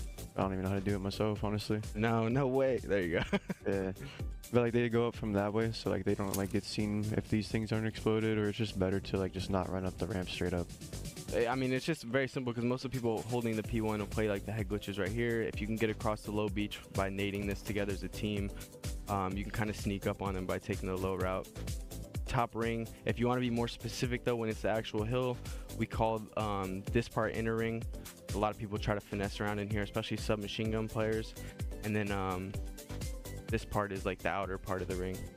You can get a little bit more specific depending on the hill you're on in the game to try to help your teammates get some easy and free kills. Okay, so like P2, I don't know. Recently, it's been kind of like my home, like just sitting in here, I guess. So I have a really good understanding of it. So basically, this is just like top boat. I don't know. We just call this top boat like their stairs, our stairs, like depending on what side we're on. This is like the top plat. We call this area like the top plat, and then this is top 3 of the boat. And then there's like the boat tank. Like he's on, like whenever we're calling out like, oh, he's on the tank Eddie and hill. Like he's like right here, or he's like laying down like on their side hill. It's just really simple call outs. The only other thing I think I missed was maybe the stairs. I already think I said that though. And B-Dom right here. This is called B-Dom. B-Dom is huge too because you can kind of like play this angle whether you're spawning on this side or that side. You can like head glitch, look at the spawners.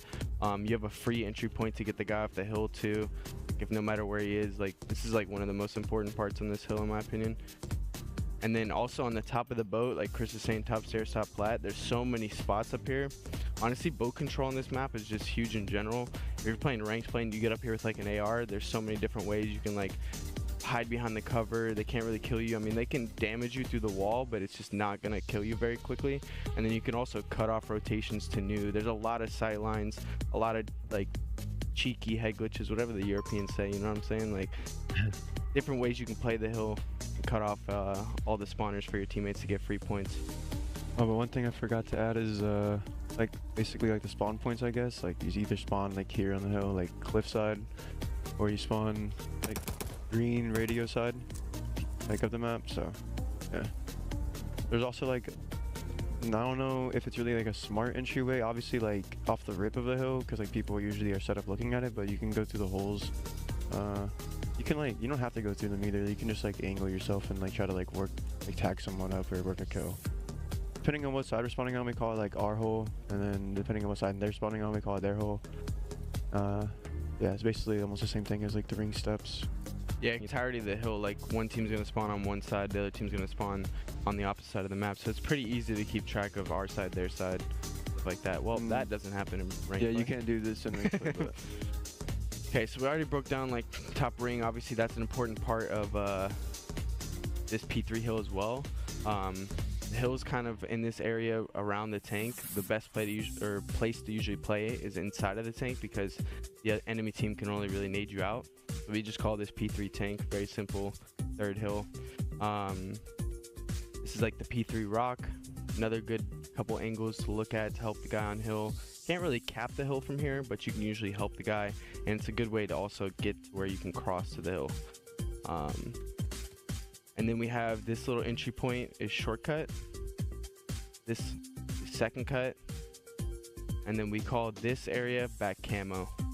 This is another like area to hold the pinch, because sometimes you'll have the back spawn in the back here. Teams will try to pinch you out. This is like a good little angle. You can hide behind the bushes, behind the rock, and also see like your shortcut or mid map if you need to.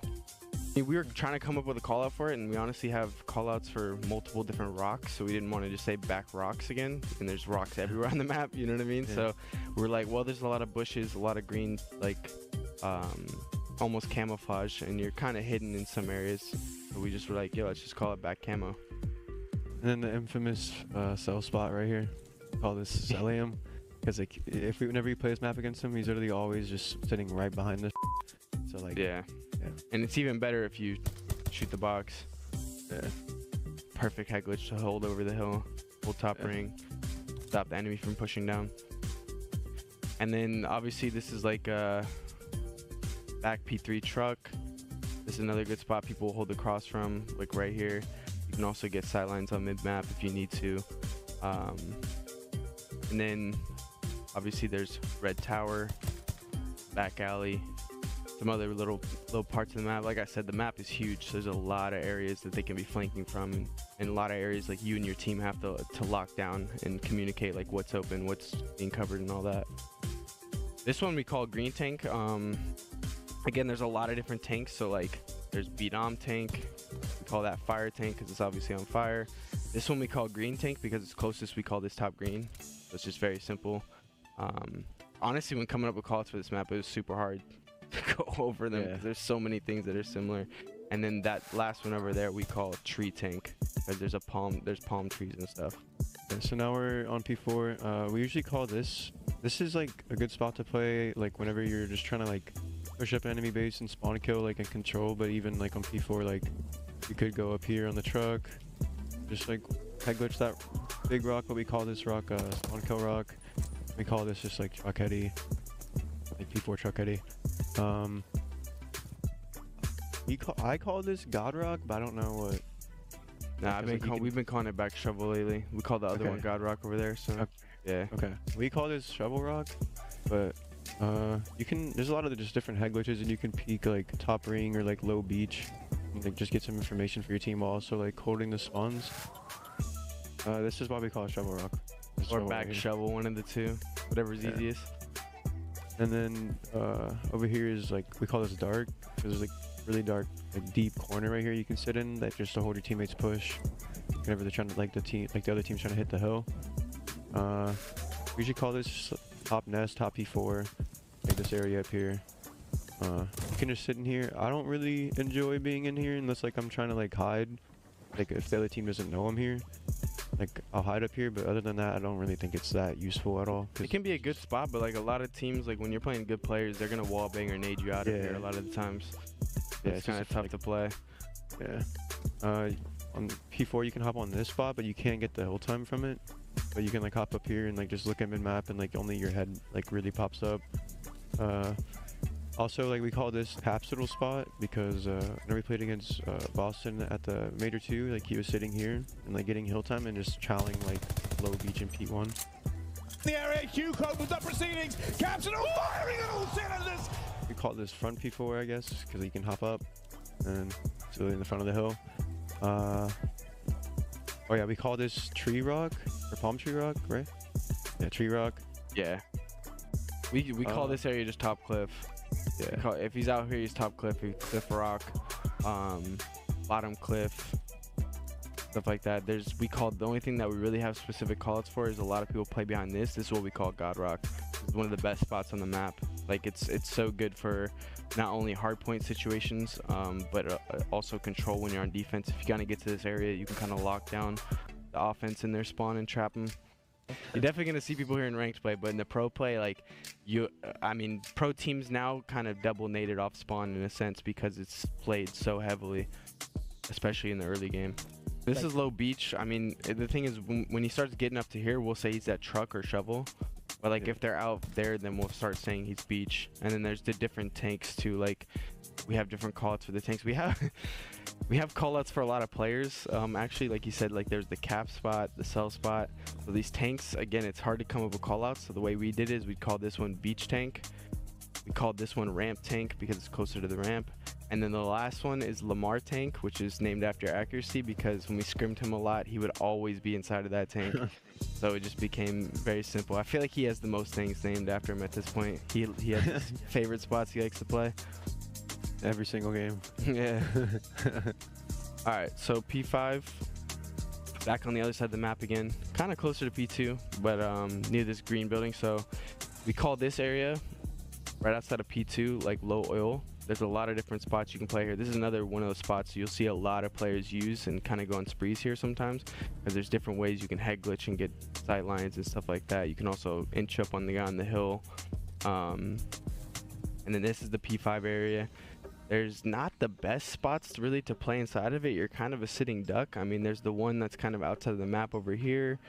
You can sit behind the triple boxes depending on if they're spawning front. But like you're kind of very susceptible to getting naded, so it's really on your team getting your crosses and helping keep you alive. And then this area right here connecting to P5, we call this bottom cages. Obviously you have the green stairs going into top green. We don't really have very specific callouts for the different parts of green. We kind of just say top right green, top left green. Just try to give like something quick with a little bit of information so our teammates ready, because there's a lot of areas in this building like he could be in. There's so many different windows and stuff he could head glitch and look over mid, top boat, or like even spawn kill if they're spawning in the back. And then this is like back green alley. like where they're spawning sometimes, and where the defense spawns on control. Side green, I guess, right here, like the railings. I don't know. Yeah, green rails. And then we missed one thing over here, which I think like a lot of people have been using recently, but this like oh yeah, this little door spot. Like people, I don't know, they just like sit here and just look around. Mid bunker. Yeah, we usually say bunker. Yeah. If you say like mid bunker. Yeah. Or B-dom. Like I said, we call this area B-dom. So it's if he's all the way in the corner, we'll try to say mid bunker. But if he's somewhere here, we'll try to just say B-dom. Front green boxes. I mean, this is an area like sometimes people play behind it, finesse around it. Not too often. They kind of just use it for cover to get pushed up into front green and try to get the guy off hill. There's also some weird little things you can do here where you're hidden. I'm pretty sure like Chris can't see me when I lay down. Like if you're trying to troll somebody on the other team, you could play some spots like that. But ladies and gentlemen, we're in the game. Let's get it. Already, we've got LAG in the first hard point, time ticking in favor. Here comes the potential break from the Ravens. It's been a long time coming, ladies and germs, but now we are hot to trot. A last minute contest here comes to a close as the Ravens are now in. Time to accumulate some time of their own. And it's Zero, the sole man alive there for a moment before the reinforcements get involved. And now we are desperately trying to hold on to this hard point. P1 has been a blinder so far, 20 odd seconds remaining on this one. Afro does the best job he can to stay alive there. The kills are going to go down. Already Neptune making his way over towards the next hard point. Chance, I believe, is making a sandwich right now. As soon as he's back, we will get the cast going as a pair. Until then, it is the single solo dulcet tones, and I bet he's been looking forward to this for quite some time, because let's face it, I've owed him. Over to P2 now we go, and Neptune gets the job done with simply one hand on the MP40 now. A bit of a pinch from the Ravens, as you've got two members now of LAG on point now, and trying to make this as difficult as possible for the LAG players. London will do it. There's the break. It's good for now. Slasher, the sole man on the outside now of the hard point. His teammates slowly but surely get picked off to pieces around him in this cold, windy night on Berlin. The kills are there. And back into the hard point we go. An awkward one indeed, though. The Ravens not really able to get a solid foothold on the kills, but this second attempt might be it. Top stairs covered. Back door now. Spark wins another big fight. That's a sweet two-piece from him and one from Huke. That is the clearance you need now for the Ravens to now get into the hard point. LAG accumulating that time, trying to get themselves back into this game. Spark 6 and 4 so far. Great start from him. It's a 3 spree. Going to be brought down to a close as we start to think about the next hard point already. Ravens will be there first and foremost. As at this moment in time, it's still basically anyone's rotation. Neptune trying to find his way through the front. Sees Afro. Eyes are on now towards the dockside. Zero wins a big one. Neptune gets in, not able to get too much more out of that. The three remaining members of the Ravens now on point. That's all theirs, as Huke has found himself a sweet corner, and that is a sneaky play. This might be enough to get him forward, but he was the only man on his team that far front. Now for the Guerrillas, it's a slow, awkward walk across the map. And I do think, slow and awkward. So slow and awkward has to be the way, Miles. It's never fun having to solo cast. So awkward is definitely the key, but obviously the other key, the question is the break. No, Miles, look, the rotations to P3, we talked about this 2 hours ago. You think we'd have it down. These are the moments LAG need to execute on the map. And well, unfortunately for them, the guy executing right now is Zero. Bunch of headshots rolling through, and honestly, get away from the glide bomb, he's still feeling pretty good. 6 spree for Zero as a great hard point for the Ravens now, finally starting to separate themselves away from LAG. LAG rotations down towards Train. They're in though, but chance to trend now in Vanguard. Aside from servers, it seems to be that breaks on Train side of hardpoint are pretty common these days. Well, yeah, it gets tricky. I think it's going to be a team-dependent thing as well, but obviously we will get to see exactly how Zero and the boys make the approach. Obviously, he is taking the longest route of all time, taking the sweet time, just to make sure he can lock this in. And unfortunately, in the meantime, while he actually does get the glide, his teammates have not been winning the gunfights on the front, so he's doing everything, unfortunately, just away from the actual hill. Yep. Time going good. Zero's going to invest the glide bomb to try to soften up the defenders now, try to create an opening. We say bye-bye, Huke. Slash is still beside that tower side of the map. Now comes the pressure from the Ravens. Is it enough, though, to get the break? They haven't been as fast as I think they'd like to be. Zero kills are good. Long-range shots are sweet. It's an 11 spree now for Trey Morris. The shots again into Neptune as the pressure is on. His teammates are in there. Now finally pick up the time in the kills. As he's still going, baby. It's a 12. I mean, he cannot be stopped. Just the man to live for the longest time of anyone else. Maybe gonna break the record of the longest streak in the game. I think Shotzzy has it, but hey, Zero well along the way. So there's the break over towards that Train side hill that you were looking for. But keep in mind, left side spawns right now for LAG. And keep in mind, you cannot kill this man. I mean, all he has to do is stay up here. He's drawing so much attention right now from LAG. Here comes Huke, the next challenger. Afro's there to slow him down. Good work out of the Ravens. Time now in their hands over by P5. Oh, out we go. Zero tries to keep this spree going. At this point in time, ladies and gentlemen, we'll stay on board with Zero until the spree comes to an end. Yep. Bang! Get off him. Over to Gizmo. Now on a 3 spree. Time LAG. I mean, that was what, 2.5 minutes alive straight from Zero, 2.5 hills that he is just making call outs, having a good time. And I just now saw that. Zero, 19-4, Afro, 3-15. I mean, hey, you don't have to shout the stat line too much though, because Ravens obviously with the lead. And I mean, 50 seconds left to try to maybe make some action, flip these spawns, or maybe Afro, this will be the time to shine and make a play. 2 kills in the feed for the Ravens. Perfect time to get him through. Yep, perfect time indeed. Ravens now with a bit of a lead and a great stat line to work with. Let's hear how they sound with a listen in. Weak spot, really weak spot. He's like, win office. Sasha left side of P1, Sasha left side of P1. Show me tickets. On me out. Nice, one shot, can't show. Maybe office. Yeah, he's office, maybe. This one out, I'm spawn killing. You got me office doors, man. And out. Nice straight, let's go. Office. I'm only going out. They could be in there. I'm only going out. P5.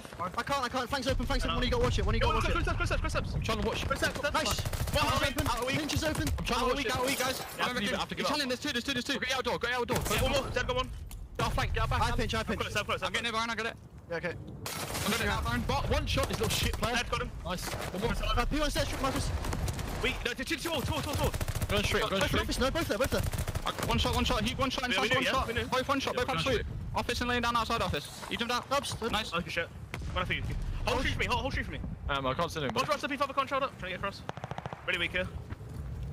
Could be B1 maybe. Can't see him challenge. Yeah, should be B1. Fly, Ravens, fly. The comms, the energy, it's almost like they never left. And honestly, I mean, Afro, again, had a pretty bad stat line earlier on, but the P1, he was the guy that started to make those plays. And admittedly, it is a close game as everything but the control has been. But right now for LAG, this is the prime position, right? P2 is where London have been the #1 team in the game. This is the hill you need to hold on to right now. And Huke with the intro, but a couple trades coming through, and it's looking like that might be a Ravens break. Yeah, Ravens break. Not totally finished just yet. Slashing out on the 5. About to turn it into a 6. Oh, but Gizmo. A slippery customer to deal with indeed. But oh, man, the snaps there. Afro comes through the woodwork now. Takes care of it. Huke back into the fight immediately. Non-stop trades here on P2. It is a haunted house of horrors. As again, there's about 580 different ways into this hardpoint. Not to mention once you get in there. For now, 24-9, one of the most impressive individual stat lines we have seen in a minute. Ravens still maintain the lead. The rotation, though, goes LAG. And of course, for the Ravens, right, they're at least able to break through on the P2, but they're also best team in the game. 46% of the hills they're able to break. And well, we're going to a money, and that's a good start. First couple kills go their way. Neptune actually jumps out of the hill trying to make a smart play, and instead gets gunned down. Afro takes 2, and that is like a cakewalk straight through the front of the hill, and as easy and clean as it gets for the Ravens, now starting to fly away with this game. Yeah, just over 30 seconds remaining on this point. Coverage there, fantastic. The teams watching each other's backs magnificently. And now the 2 members of LAG from down fire side. 2 coming in from black side. As the kill's starting to work out right now. Gizmo finds a second. Traded out. 3 members of LAG down. It all comes down to Neptune just to try to maintain some level of purchase there on the point. The trades are done. It is over. We are over 200 points now for the London Royal Ravens. It was worth the wait if you're a London fan, because you get to go to bed soon. But now, the rotation is on. LAG are there. They're in the point. And this is also actually maybe to backtrack. Zero did call in his glide bomb last time around this hill, so I guess he doesn't have it again. So it'll just have to be straight gunny and maybe not through the front. Again, long routes the Ravens are willing to take this time. Nasty trying to take the super max, but even trying to cut through P2. Fun enough, LAG actually have decent coverage of the map just because of Neptune, so he can be the roaming slayer. He has 2 players for Ravens right now in P5 that were waiting for him. And he is just drawing all of that attention on top of the fact that the teammates come through. Little moments like that might be the window of opportunity for LAG to get back in the mix. And hey, get the final 30 seconds. You'll be close to a tied game. They're doing a great job holding it down now. Ravens through the long sides of the A, what we call the A street. As the push now is on through train. Spartan a 3, desperately trying to fight for his life here. Right in hand, and he's down to the sidearm. There's not a lot of time left here on the point. The kills are in. Slasher manages to get him off the seconds now. There's only 7 remain. Ravens going to pick it up. They're going to take it over to P5. In the second set here, we could see it all come to a close. And I'd say if I'm the Ravens, like, hey, take your time, try to work through the left side of the map again, get those spawns. You can play for kills, and you should just really, you know, you have the patient opportunity to make moves. So I'll trigger up. Make sure you take down Slasher. Good work from Gizmo. And again, take your time. There is no rush to fly forward and do anything crazy. So right now, Ravens in just a phenomenal spot for this game. It doesn't have to be crazy at all. Nasty would have been great to stay alive in that situation. Just trying to keep these boys off the point, and right now that's the goal. Huke, though, slips in, steals a few seconds before we move over to P1. Slasher versus Gizmo here. This is a big fight. That's a huge win from Slasher. Ravens now through Train. Slasher back at it, brought down again. Ravens with the advantage, able to make their way forward on the time. They could win it here, technically. They've got the numbers. Can Spark save the day? This is a crucial play, and alive and kicking are London. No victory to be had. They will put themselves in a remarkable spot going into the final hard point. I mean, you at least force it to New and Neptune. Well, he finds the sneaky player in Nasty, but unfortunately right now, he is somewhat unsupported, so he's doing his best job to take his time, and look at the flank coming through. Number 5-0. He might be waiting for the long pinch on this play. 3 players have gone past. Nobody's picked this up yet for the moment, and his teammates are winning the gunfight, so he actually says, screw that, I'm going for the spawn kills. Makes the read. There's the first, but in the meantime, Neptune still alive in the hill. Neptune has picked up 3. Being the hero for the squad, LAG still in this one. Neptune with a sensational hold, staying alive. We are 25 away from the win for LAG. It's a 5 spree. Neptune simply put one of the most amazing plays we've seen in the map so far out of him. Spark keeping it going as well. LAG have sprung to life as we are far from over here. One more push now from the Ravens, trying to get the break. How good is it going to be, LAG? You've got to hold, and you've got to hold now. Here come the Ravens. Afro through the front, all brought down. One player on the side door, taken care of again. Nasty's in. Nasty's done. Neptune and the LAG boys force game 5.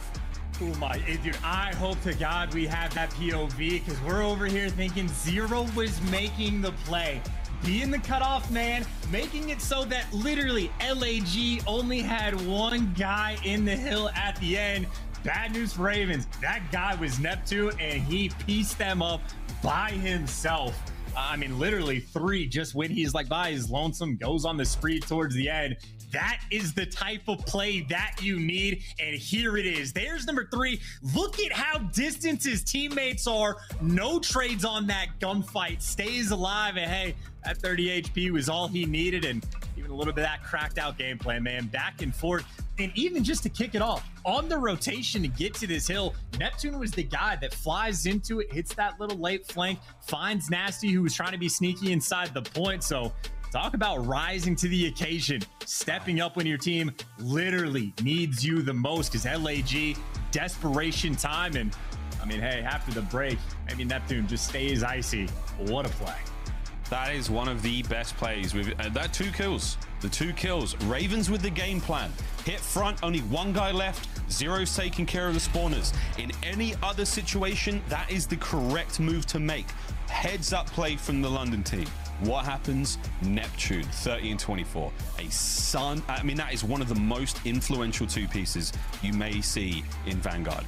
Wow, we have a game 5 now, friends. Look at that scoreline, indicative of the series that we have had so far, aside from the control.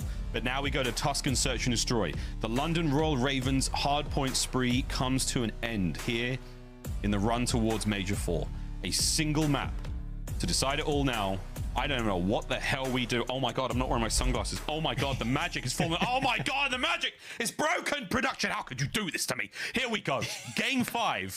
What a series this is. Thank you for sticking with us. It's all going to be worth it in the end. Holy, I nearly did it. Ladies and gentlemen, is it a break? I don't know. Let's find out when we come back. Game 5 of this unforgettable final day of online play here in the Vanguard season. Strap in, grab a drink. This is going to be crazy. See you after the break.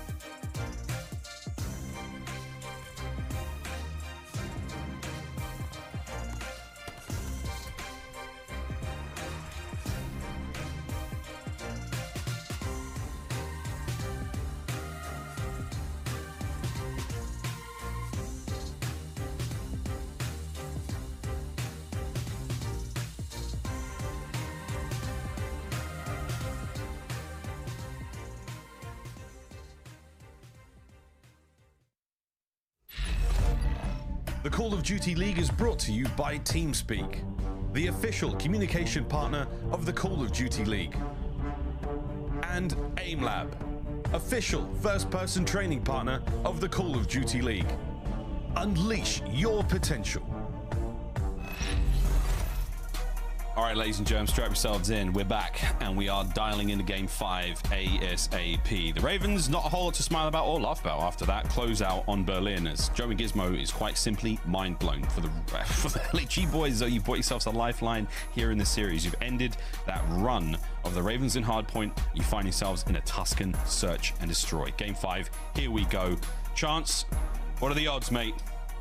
Honestly, I'm not even kidding. As soon as we got to the control, like the map analysis is the exact same that it was like 3 hours ago of it's not great that they lost the Bocage S&D, but apparently control is an auto win against the Ravens. And just for the fact that is truly so much chest there. And Berlin hardpoint is obviously the best map for LAG. It's very distracting. You know, that's how it is. But that is their best hardpoint map. They deliver. It takes a very interesting end game decision from Zero. I think obviously that's going to be talked about quite a bit, especially so on the flank. But that is 2 back-to-back days, by the way, of Berlin hardpoint. Interesting decisions in the final moments in the crunch time. But all of this just to deliver the Tuscan S&D, and the team to look at for this one, it's got to be London. 0-3 on this map. The most shocking thing about that is that they have only played it 3 times. It has been their near auto veto. Don't even know the last time that we've seen them play it, and it is also their first Game 5 this stage. Now, London are 4 out of 5 of their S&Ds this stage have gone to round 11. They have won every single one of them. Can they deliver on a map like Tuscan? It remains to be seen, but I know if I'm an LA Guerrillas player, I'm incredibly excited that you got to the Game 5, because this, honestly, outside of the control, maybe their best odds to win a map in the series. Yeah, this could be it. And again, the importance of this series for the entirety of the Los Angeles Guerrillas run this year. It may hang in the balance here. We might look back at this one and go, wow, if only they just won that Tuscan, if only they just closed out that round on Bocage, if only that one little play when it comes to the starts. I mean, look, it's been a long day, right, fans? We're far from finished. And for the LA Guerrillas, it's only just begun. One more map. That's all they need. Close out this historic series. Well, I mean, that's not all they need, right? Because even if they win it, it's not a guarantee to get winner's bracket. They still need 2 different series to work in their favor and hope the tie breaks go their way. So they need the skill, they need to clutch up in the Game 5, and they need a little bit of luck. And I think me and you are probably on the same page when it comes to LAG, and like they've been playing good enough COD that like I have high expectations for them going into the major. But still, the difference 10 CDL points can make, even in just the online portion, could literally be the difference in making champs or not. So we won't know it until after the major ends, but moments like this literally could be the deciding factor of whether or not you qualify. Yeah, and again, whatever happens at the major, we'll see how it goes down, because again, you need a top 4 finish realistically to seal it, I think. And again, that's given a broad spectrum of other things that have to go in your favor. That's other teams losing, certain teams within the bubble not making it into that top 4 as well. There is so much that has to happen for a perfect event, or a perfect series of events, for your team to make it into champs. LAG are just one of basically 4 teams now going through those difficult scenarios. We'll see what happens though, guys, because again, anything, I mean, I presume there's lobbies dropped again, but we'll find out in a sec. Anything can happen right now. Look, and keep in mind, you even say placing top 4 could be safe. It just depends on who's in the top 4. Depends. Like, you know, top 4, like, odds are you should be good to go if you're a bubble team. But, like, if it just happens to be the 4 bubble teams in the top 4, then we are literally going to be having series at the major where the winner makes champs. Like, we might get to that point, but we're not there yet. We're only to the map 5 of this series, and I know the 3-5 record doesn't give you incredible confidence necessarily for LAG, but those are actually flipped, by the way. It is London that I believe is last on offense, and that should be LAG first in first blood percentage. So I think it is honestly obviously a radically different map compared to Bocage, but at least LAG will be playing a very similar style, right? The First Bloods, they are absolutely on point. They play a pick-heavy game, and for a team like London that is last on your offensive rounds, I'm pretty sure, you know, offenses change. It's harder to get out. There's no fast A plants anymore, so obviously they've only played it 3 times. We don't know what they're going to have cooked up necessarily, but now that the map, to a certain extent, forces you to play a pick-heavy style against LAG, not going to be a fun time. We'll see what happens, guys. We're going to throw it a quick break. You know the deal. You know what's going on. We'll try to get through this as fast as humanly possible. Quick break. When we come back, Game 5.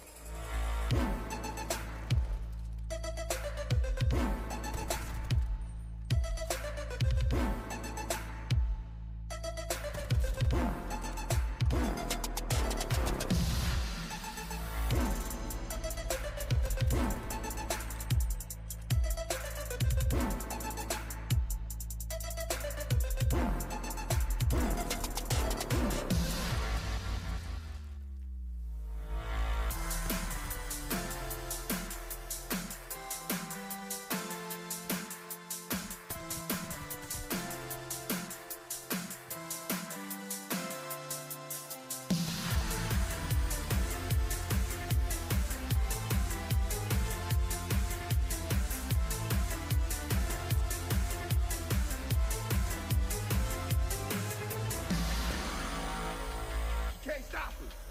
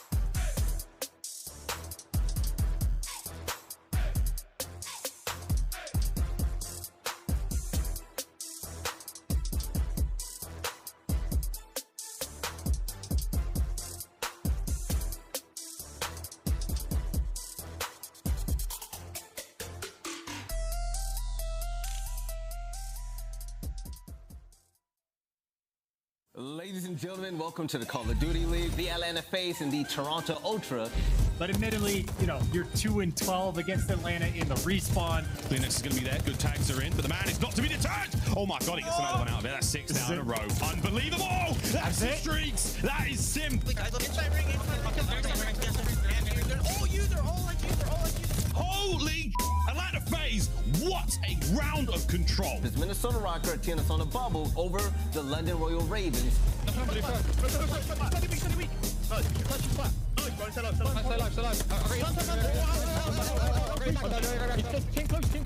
They have to try and get the bodies together to try and tell this at one time. Gizmo guns him through the doorway. The Ravens lock down Berlin. Boston Breach facing off against the Major III champions, the Seattle Surge. Keep these players out of the hill. Awesome. Good work. And Mack can get a two-piece out of this one. And Mack, well, no one we had there from Simp. Tuscan Tyrant comes to play, and he certainly turns heads. Looking for the entries, but he is nearly by himself. And that is a stunning victory as their campaign to champs continues. All right, ladies and gentlemen, welcome back to another beautiful day of the Call of Duty League. We got London Royal Ravens and also the Florida Mutineers. The entire team storming through. Yeah, look at him go. Gizmo somehow finds 2. Making the spree continue. That's a 3 now. As soon as he gets the kill on a different guy, he knows last man standing in the back and guns him down. Maybe with some decent timing to get around back. So there's number 4. Or maybe can World Star. Maybe can World Star and find an opening. Catches 1-2 nasty. What a play it was. Incredibly dominant. Hard point from the London Royal Ravens. It's going to be OpTic Texas facing off against Paris Legion. Because statistically, this is one of OpTic's strongest map. Whenever they win the rotation 9 of 9. Then he'll take down the rookie as well. They put pressure on towards me. Look at Timbo in the spot. Illy for another. Naked 4. Paris start to scramble. Illy erupts. OpTic Texas are able to get their first win of stage 4 underneath their belt. We got the New York Subliners are facing off against Seattle Surge. It's a big and nice teamwork there from Sib. It's Kismet at range with a 40 from up high, straight to the point. But the teammate might slow him down unless the flank shuts it down. Seattle Surge on offense. Name a better duo. And it's still Subliners. Crim, can he hold it down and win it for the boys? The New York Subliners. The run continues. We have the Atlanta FaZe facing off against the Major II champions, Los Angeles Guerrillas. So hold on to hard points. Could this be another one as Huke begins to erupt? Simp has got to know that Huke is here. It's Simp who clutches out the 1v2. Put some pressure on though. Your Atlanta FaZe towards that top plat, but Huke back into the play. Oh! And Neptune is going hunting for somebody that exists toward the top, quite literally trying to do something in regards to the standings. And Neptune, now it's his time for a highlight. And LAG are gonna come away with the upset. Good morning, good afternoon, good evening, wherever you are in the world, you came to the right spot. We got the Los Angeles Guerrillas, the Major II champions, going off against the Boston Breach. Only thing that can make the difference. Finds the second. Nero's gonna go for the double chow. No way. Wins it, and Methodz gets another one, and it's just Spark 1v1 versus 1. Nero versus Spark. They know where each other must be as well. Just comes up through again with the side of LAG. Nero's left all on his own. He did it on his own in the previous game, and he may well be doing it here as well. Nobody else in this lobby. What goes to work? Boston Breach bury the LA Guerrillas. Paris Legion and the Los Angeles Thieves. We saw the records for Thieves historically good on this map. Chipping away for as long as possible. If you're the Thieves, Octane slides and dives. LAT take back that 7 seed. We have OpTic Texas with Illy, of course, but who are they facing off against? The New York Subliners. You can see already Hydra finds 1. He's looking for the second again. It's Hydra with a 2-piece as they start gunning here against OpTic, and Kismet finds 1, finds the second. Crimsix is going to be on the god tank. Nobody's checking the bomb, and Scump eventually checks it. They don't know where they are. Jumping in, Illy gets another one. The back-to-back is working for OpTic. They're now trying to find them. Paulehx is by Illy. Back and forth, and it has to be Crim to chow. And Scump wins the gunfight. 1, 2 for Crim. Finds Scump. Eventually does get the first one, but he is still alone. The kills for his teammates have not come through. He's doing a great job of doing so as well. Here comes Kismet. Dashy trades that one out. The win is in. The miracle run continues for Subliners. That's it. This week is over with. Today's been a beautiful Sunday. A fast one as well. We're going to shut down this desk. I want to thank you all for tuning in because guess what? The Call of Duty League is nothing without you, okay? You guys are amazing. And we'll catch you next week for the last online qualifier for the CDL Major IV. We'll catch you there.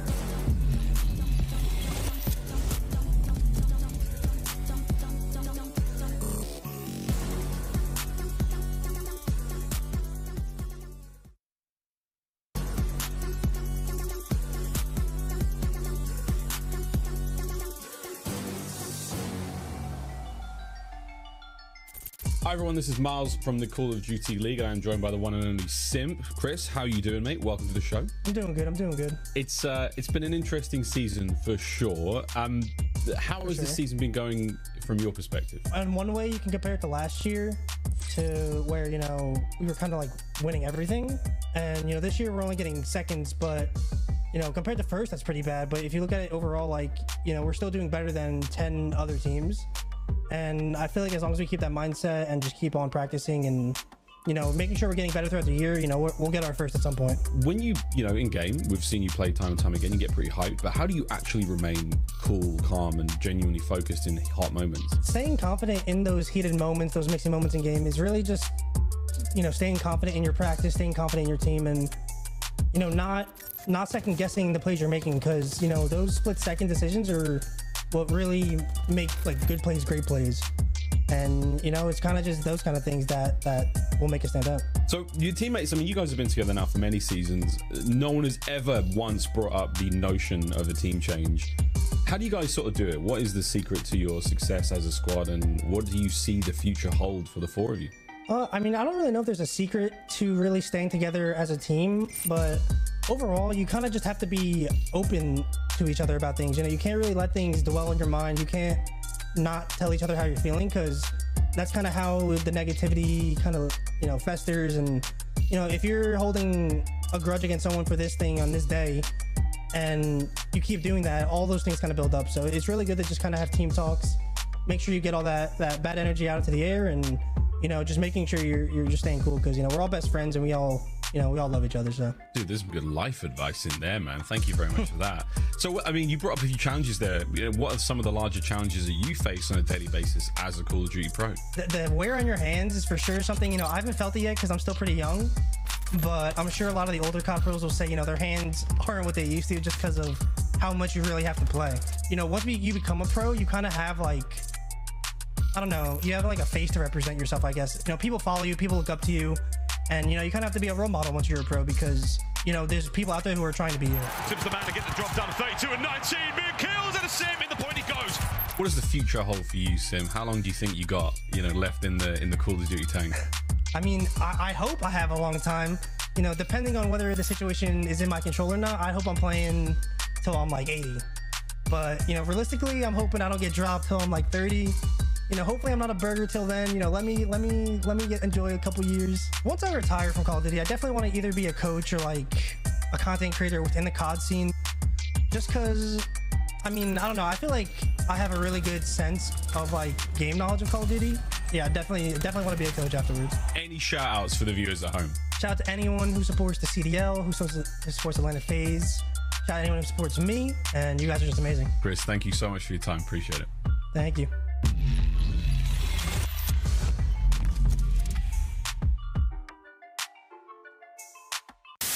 Hey, we interrupt this programming to bring you a very important message. Did you guys buy your tickets for Major IV yet? Buy your tickets at nyxl.com/major, and you can come see me July 14th through 17th at the King's Theater. I swear to God, you better do that. You better do it. You better buy your tickets, all right? You ain't getting in if you don't have tickets, so what are you doing? Don't make me mad. Don't do that. Don't make me mad.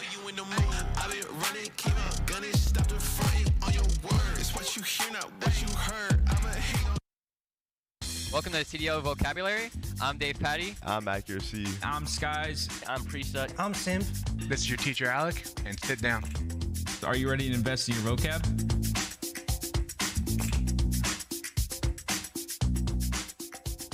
So here we go. Can you define the term turned on? Jesus Christ. The way I would define turn on in Call of Duty is TURNED space ON. Turned on. Turned on is like if you're shooting at someone in the back and they're running forward, not even looking at you, you shoot like, you know, decent amount of bullets at them, they turn and they kill you, that is when you get turned on. The guy does a 180 and spins, just gives him the meltdown, turns on him, he doesn't get turned on. You know what I'm saying? If I'm gonna use turned on in a sentence in COD, if I'm just spectating my teammate and they're shooting at someone and they you know, get smoked, I'm gonna be like, oh my God, he's got turned on. I turn on that, Freddy. I was about to say a bad word. The origins from this term probably, I mean, it definitely came from someone getting absolutely smoked. Because my friend in AW knew about it, and then even before that, I've heard people saying turned on in like public matches. It's been a saying for a while. Turned on's probably used just right because I don't think people really gas up turned on. If you see someone get turned on, you're gonna call them out and be like, oh my god, you just got smoked. I feel like that's what everybody usually says, like, oh my god, I absolutely turned on him. Like, that's usually what I say, like, oh my god, he got turned on. I think the term turned on gets underused in Call of Duty. So to define the term tippable, it's kind of like a respect kind of term. Tippable is T-I-P-P-A-B-L-E. Tippable is like a term when somebody makes like a Eugene play or like a Einstein play, like a 5-head. Ego challenge someone and they're like, that was tippable. Most people won't say that. Most people are like, are you dumb? But sometimes you got him with that was a tippable play. To use tippable in a sentence, I'd probably say, good clutch. That was a tippable clutch. You're nasty. The first person I think of when I like hear the word tippable is like Formal. Like Formal usually says it a lot on stream too. Like I think that's the first time I ever heard that word tippable. I think every real cap comes from Nicky D Classic. He's Seattle sub. He comes up with a lot of crazy stuff. So does Tom Gravity. But a lot of those words come from Nicky D. It probably just came from the new kind of generation of players, because I feel like all of us kind of be saying some random things at times, but you know, you probably saw someone get a 2-piece, like, oh, okay, you're tippable. I use the word tippable sometimes when I'm playing. I like to do it against the ego challenge, like, that was tippable, well, I still hate you. I think the term tippable is being overused right now. I think everybody and their grandma is saying it, and I don't know. I think we need some new COD lingo coming in soon. Of course, I can spell Lostful L-O-S-T space F-U-L-L. 2 words. The definition for lost full means that you lost composure, you're not happy. You're tilted, you're annoyed, you're mad, you're bothered. You're just having a bad day and something else adds onto it and you're like, just lost full. Ladies and gentlemen, we are back. Here we go, game 5, fingers and toes crossed. We can dive into this one, close out this series, and move on with this extremely exciting day of Call of Duty. Here we go. Chance, are you there? I'm not even sure. Look, I hope everybody's still around. Again, we appreciate everyone that has stuck around today. You know, it has been a very long time, and honestly, good luck to the players in this moment. I mean, again, it's been said 100 times, but now LAG dealing with all these delays, going into a map 5 against a team that has been godlike in a situation where they are desperate for points. Talk about a team whose mental has been tested. See what they can do. Yeah. A true test for all. As everyone has pumped the brakes here, a bit of a standoff with that bomb trying to make its way through mid. At this moment in time, B's pretty much out of the question. No one is moving. No one is moving. Neptune, stay still. Neptune, Huke, stay still. Don't move. They're waiting for the nades too. They're trying to figure out exactly where people are. So you hear a couple stuns ringing through, but London, like different than the way they play Bocage, motionless on the map. So they've given away no intel. Still though, they find the Kobe first blood again for LAG. Oh, and we're gonna find another. Trey's flying through, 0 last man up, 1v3, and here we go. Wins a big gunfight. Bomb's making its way over towards A now. Fast plant. 0 only has a tactical to play with. Just over 20 on the clock. In and out. You might be able to catch something here. This would be... So, no, it was worth a go. It was worth a go. Still, though, Guerrillas take the first round.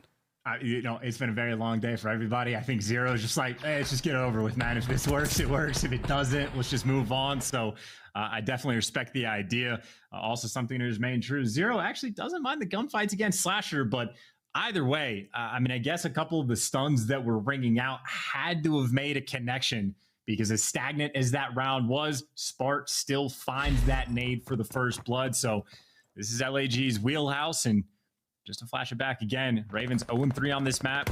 They're not a fan of it. It has almost been their auto veto, and they're going for the 2-2 split on offense.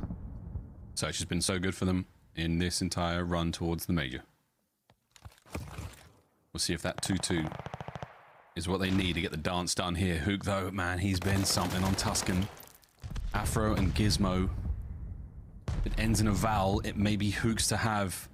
Here we go. A slow, steady push around the corner. The nades going to be exchanged. Gizmo has to back down. They got that player. It's going to be Slasher inside the top radio. Maybe top green. He's just got angles on him. Reinforcements are here. This is going to be the hold. It's going to be a pirouette battle too, right? Huke and Afro, when these guys go at it, spinning in circles from the top rope, and it's waiting for the moment. The moment is struck. And it is not a good look for the Ravens. Gizmo backs on up immediately. Afro's going to get left for dead out there. 30 seconds now remaining in these slow rounds from both teams. Now the go button has been hit. Green light on the play in towards bottom church. Bad timing from Nasty. Who's there to get it? It's Zero once again. Now in another 1v3. Composure on the line. Barely any time to work with Chance. This is seemingly impossible. Grabs that bomb. Makes a run for it. LAG are never going to let this happen. They might be letting... Ooh, no, they might be letting this happen.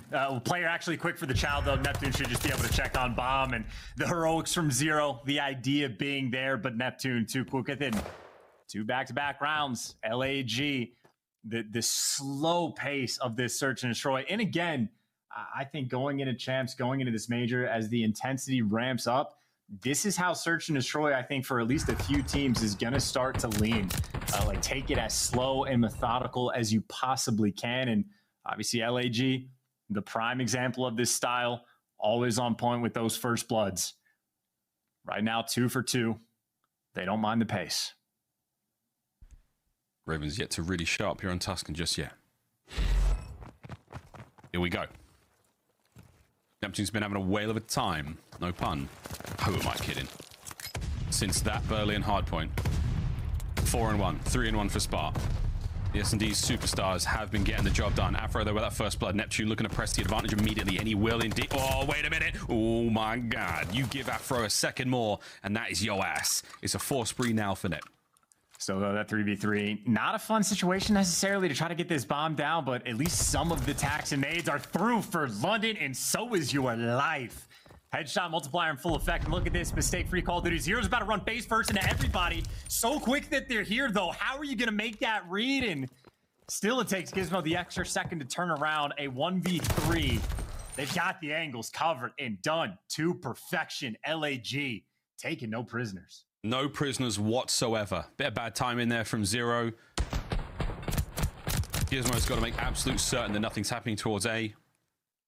By the time he moves, it's simply too late. Guerrillas showing not only the chops in search and destroy, but the mental fortitude to make it through this kind of break and not skip a beat whatsoever. And I suppose, as a smile actually comes out on Huke's face for the first time in 4 hours, I mean, this is a team that made a deep losers bracket 1 to win Major 2, so they can handle these moments. And I thought that might have been a free first blood for Neptune, but he's actually dancing over to the side. A couple players gonna run right next to him. He was on a 5 spree, but now he's the first to fall. Finally, an advantage for the Ravens, who are looking for the kills. Neptune, if that goes another way, he could have been in a fantastic spot to stop the plant or at least catch a couple of kills, allow his teammates to move forward. Pinch is now on, though. Here comes Huke on the flank. Spark just trying to hold these players in place and let Huke deal with them. But no, on the flank covered. 8 HP now as Spark picks up where his colleague left off. That's a sweet 2-piece. That's now a 2v3. I mean, dude, just look at Huke. It's almost like shaking the flies, right? He makes a move and scares everybody out. And now you got to be worried about checking this bomb. 7 actually has eyes on it from the middle of the map. So that means number 5, Zero, can play sort of distant. You don't make the reads. Gizmo gets the kill. The first trade is in. And look at the battle. It's always the 1v1. Slasher and Zero. And Slasher, he learned from the best. Just hop the bomb, see if you can make the play, or the kill comes through in time, but barely. Zero again.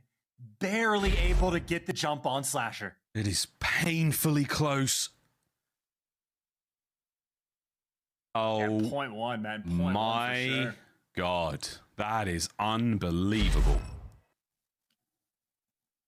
And keep in mind, that is exact. Well, no, okay, that not exact situation, but that's how Bogkaj ended. It was a round 11, a 1v1 Slasher versus Zero. And Zero just had it. Had it right there again. Obviously was in the better spot, but still able to deliver. Finally, some aggression on the map, but the Sun's going to connect. This is a 4-man stack on defense for London over towards P5. How do you read that? You got the numbers. Nasty. Come on in. Unfortunately, he stuns himself. The game has not been kind today. The game has not been kind today. It's not a joke. Afro, though, was weak two-piece, not being kind of anyone right now. It's Neptune and Slasher a toe. Huke, though, tags her in! Tags her in! The coverage is there. Oh, my God. You got 2 players down now. A good old-fashioned 2v2. Spark with the bomb recovery. Afro might be able to pick up a couple here on the flank. Over towards the bomb site, Gizmo is going to go, trying to stop the plant. But LAG, they have got murder on their minds. They're hitting top church. They're looking for the kills. And Huke. He checks a corner or two. No, Gizmo in position to maybe get a second. He does. Holy dooly, the Ravens. God. What a spectacular round of search. How do you read any of that? In the 2v2 for the LAG players to basically split the uprights and cut it through the middle just to go around the flank, just to not actually check the fullest part of said flank. And I mean, that is 2 rounds for London where you got to give it to them. Just a little bit of luck on their side, right? Just for the angles, for the timing to kill the guy off the defuse. That'll be their first 2 rounds, and mixing things up in their strategy as well. On offense, maybe at least a little bit more limited. So still that map spread, looking to feel things out. Neptune, though, that window's open. He's ready to make his move, but too aggressive, just gets caught. First blood for Gizmo. Nasty still sitting on the donut, sadly. But for 3v3, Huke with a little bit of help now from Slasher over towards B. Spart is just going to be keeping a long line of sight covered over towards the A side of the map. For now, slow moves out the Ravens. Bomb recovered. What's the game plan from here? A's been given up now by the Guerrillas. They think the play's towards B. They have grouped up, apes together strong. It's now they will try to make a play. And the nades tell you P5, but you haven't seen anything on the top side of the map. They don't have any control, so it is incredibly limited information, and Gizmo doesn't get the timing. 3 players just got out past him.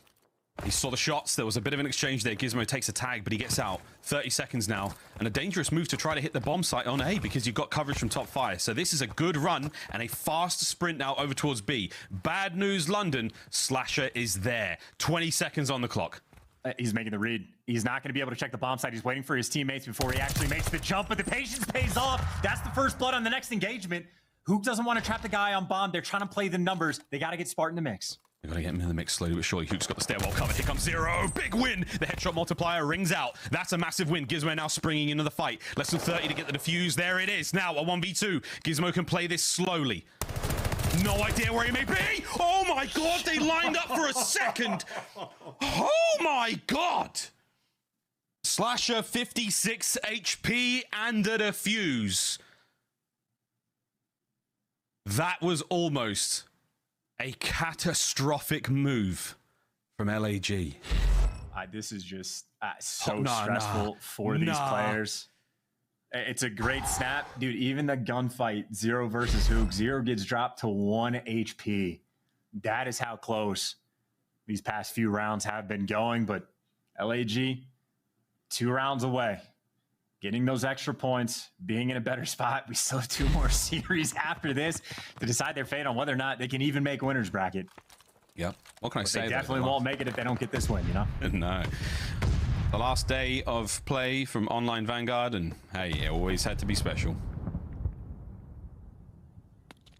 Slow hit from London. It's aggressive. They're far forward. They've crossed that 50-yard line. They're well over halfway through the map now, and Afro's going to be the man bold enough, brave enough to try to make the difference. Nades have been the favored. Oh, come on! Nades have been the favorite of LAG in those first bloods. Slasher takes him up with the old 1-2 hit. Oh, yeah, no, Afro spotted, though. Afro spotted. Easy hunts for him. Immediately evens the odds at a 3 versus 3, and you might wrap around a deal with Afro, but he's making this read, and this is the battle, man. These 2 guys. And this could be the 1v1 to decide it. It's a duel. Oh my! Afro uncharacteristic. Took a long time to get into the fight, but now you've got the trades coming through. It's a 2v1, and Neptune has been spotted. He is now APB.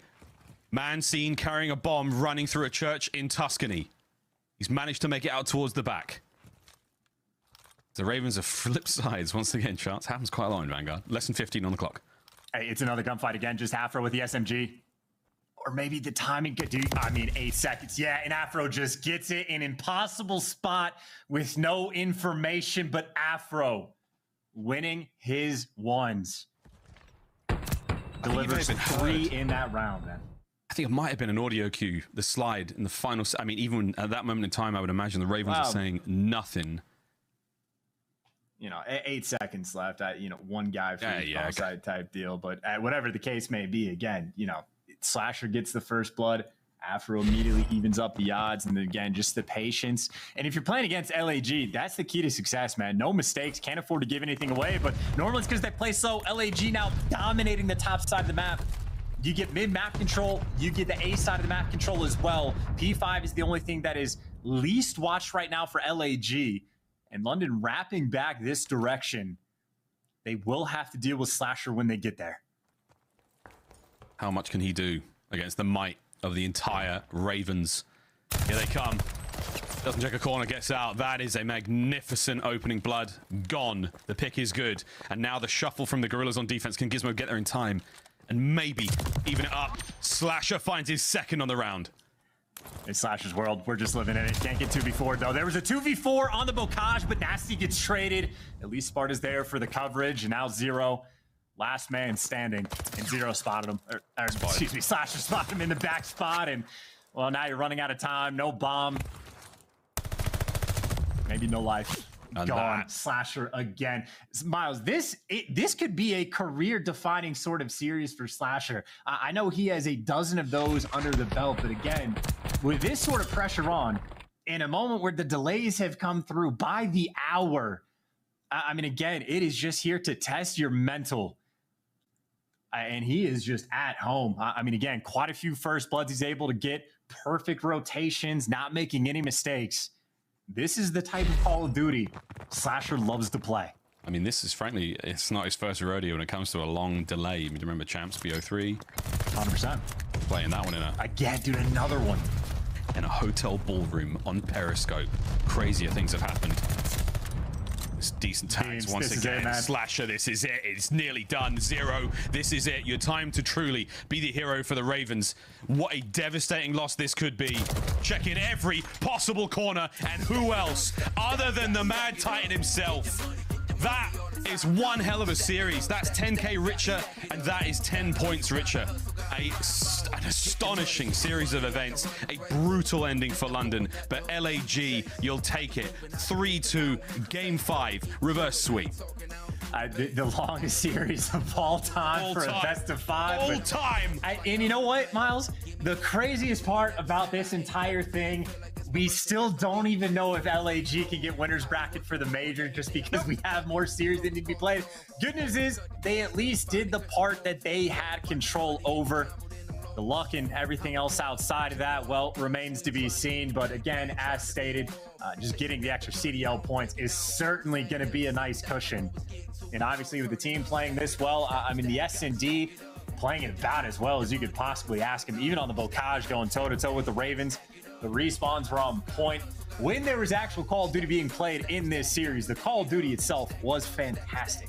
Yeah, really, really strong. Again, for LAG fans, you got to feel great after that one, knowing the form going into the major is already sky high.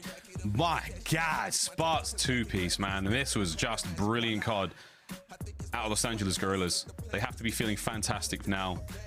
Honestly, a brilliant series. You trim out all the time between, you know, that is going to make one hell of an exciting YouTube rewatch when you get to skip through all the BS. But that was a tough one to lose for the Ravens. The mental game just not there. I mean, that, at the end of the day, is it. You're going through the same delay as everyone else. LAG did not crumble. We saw some pictures on the timeline that expressed a very particular tale. And Los Angeles Guerrillas did not skip a beat. They just stuck through it. They got it done. And in the end, that 6-round win, man, you're going to take it. You're going to go to bed sleeping well tonight.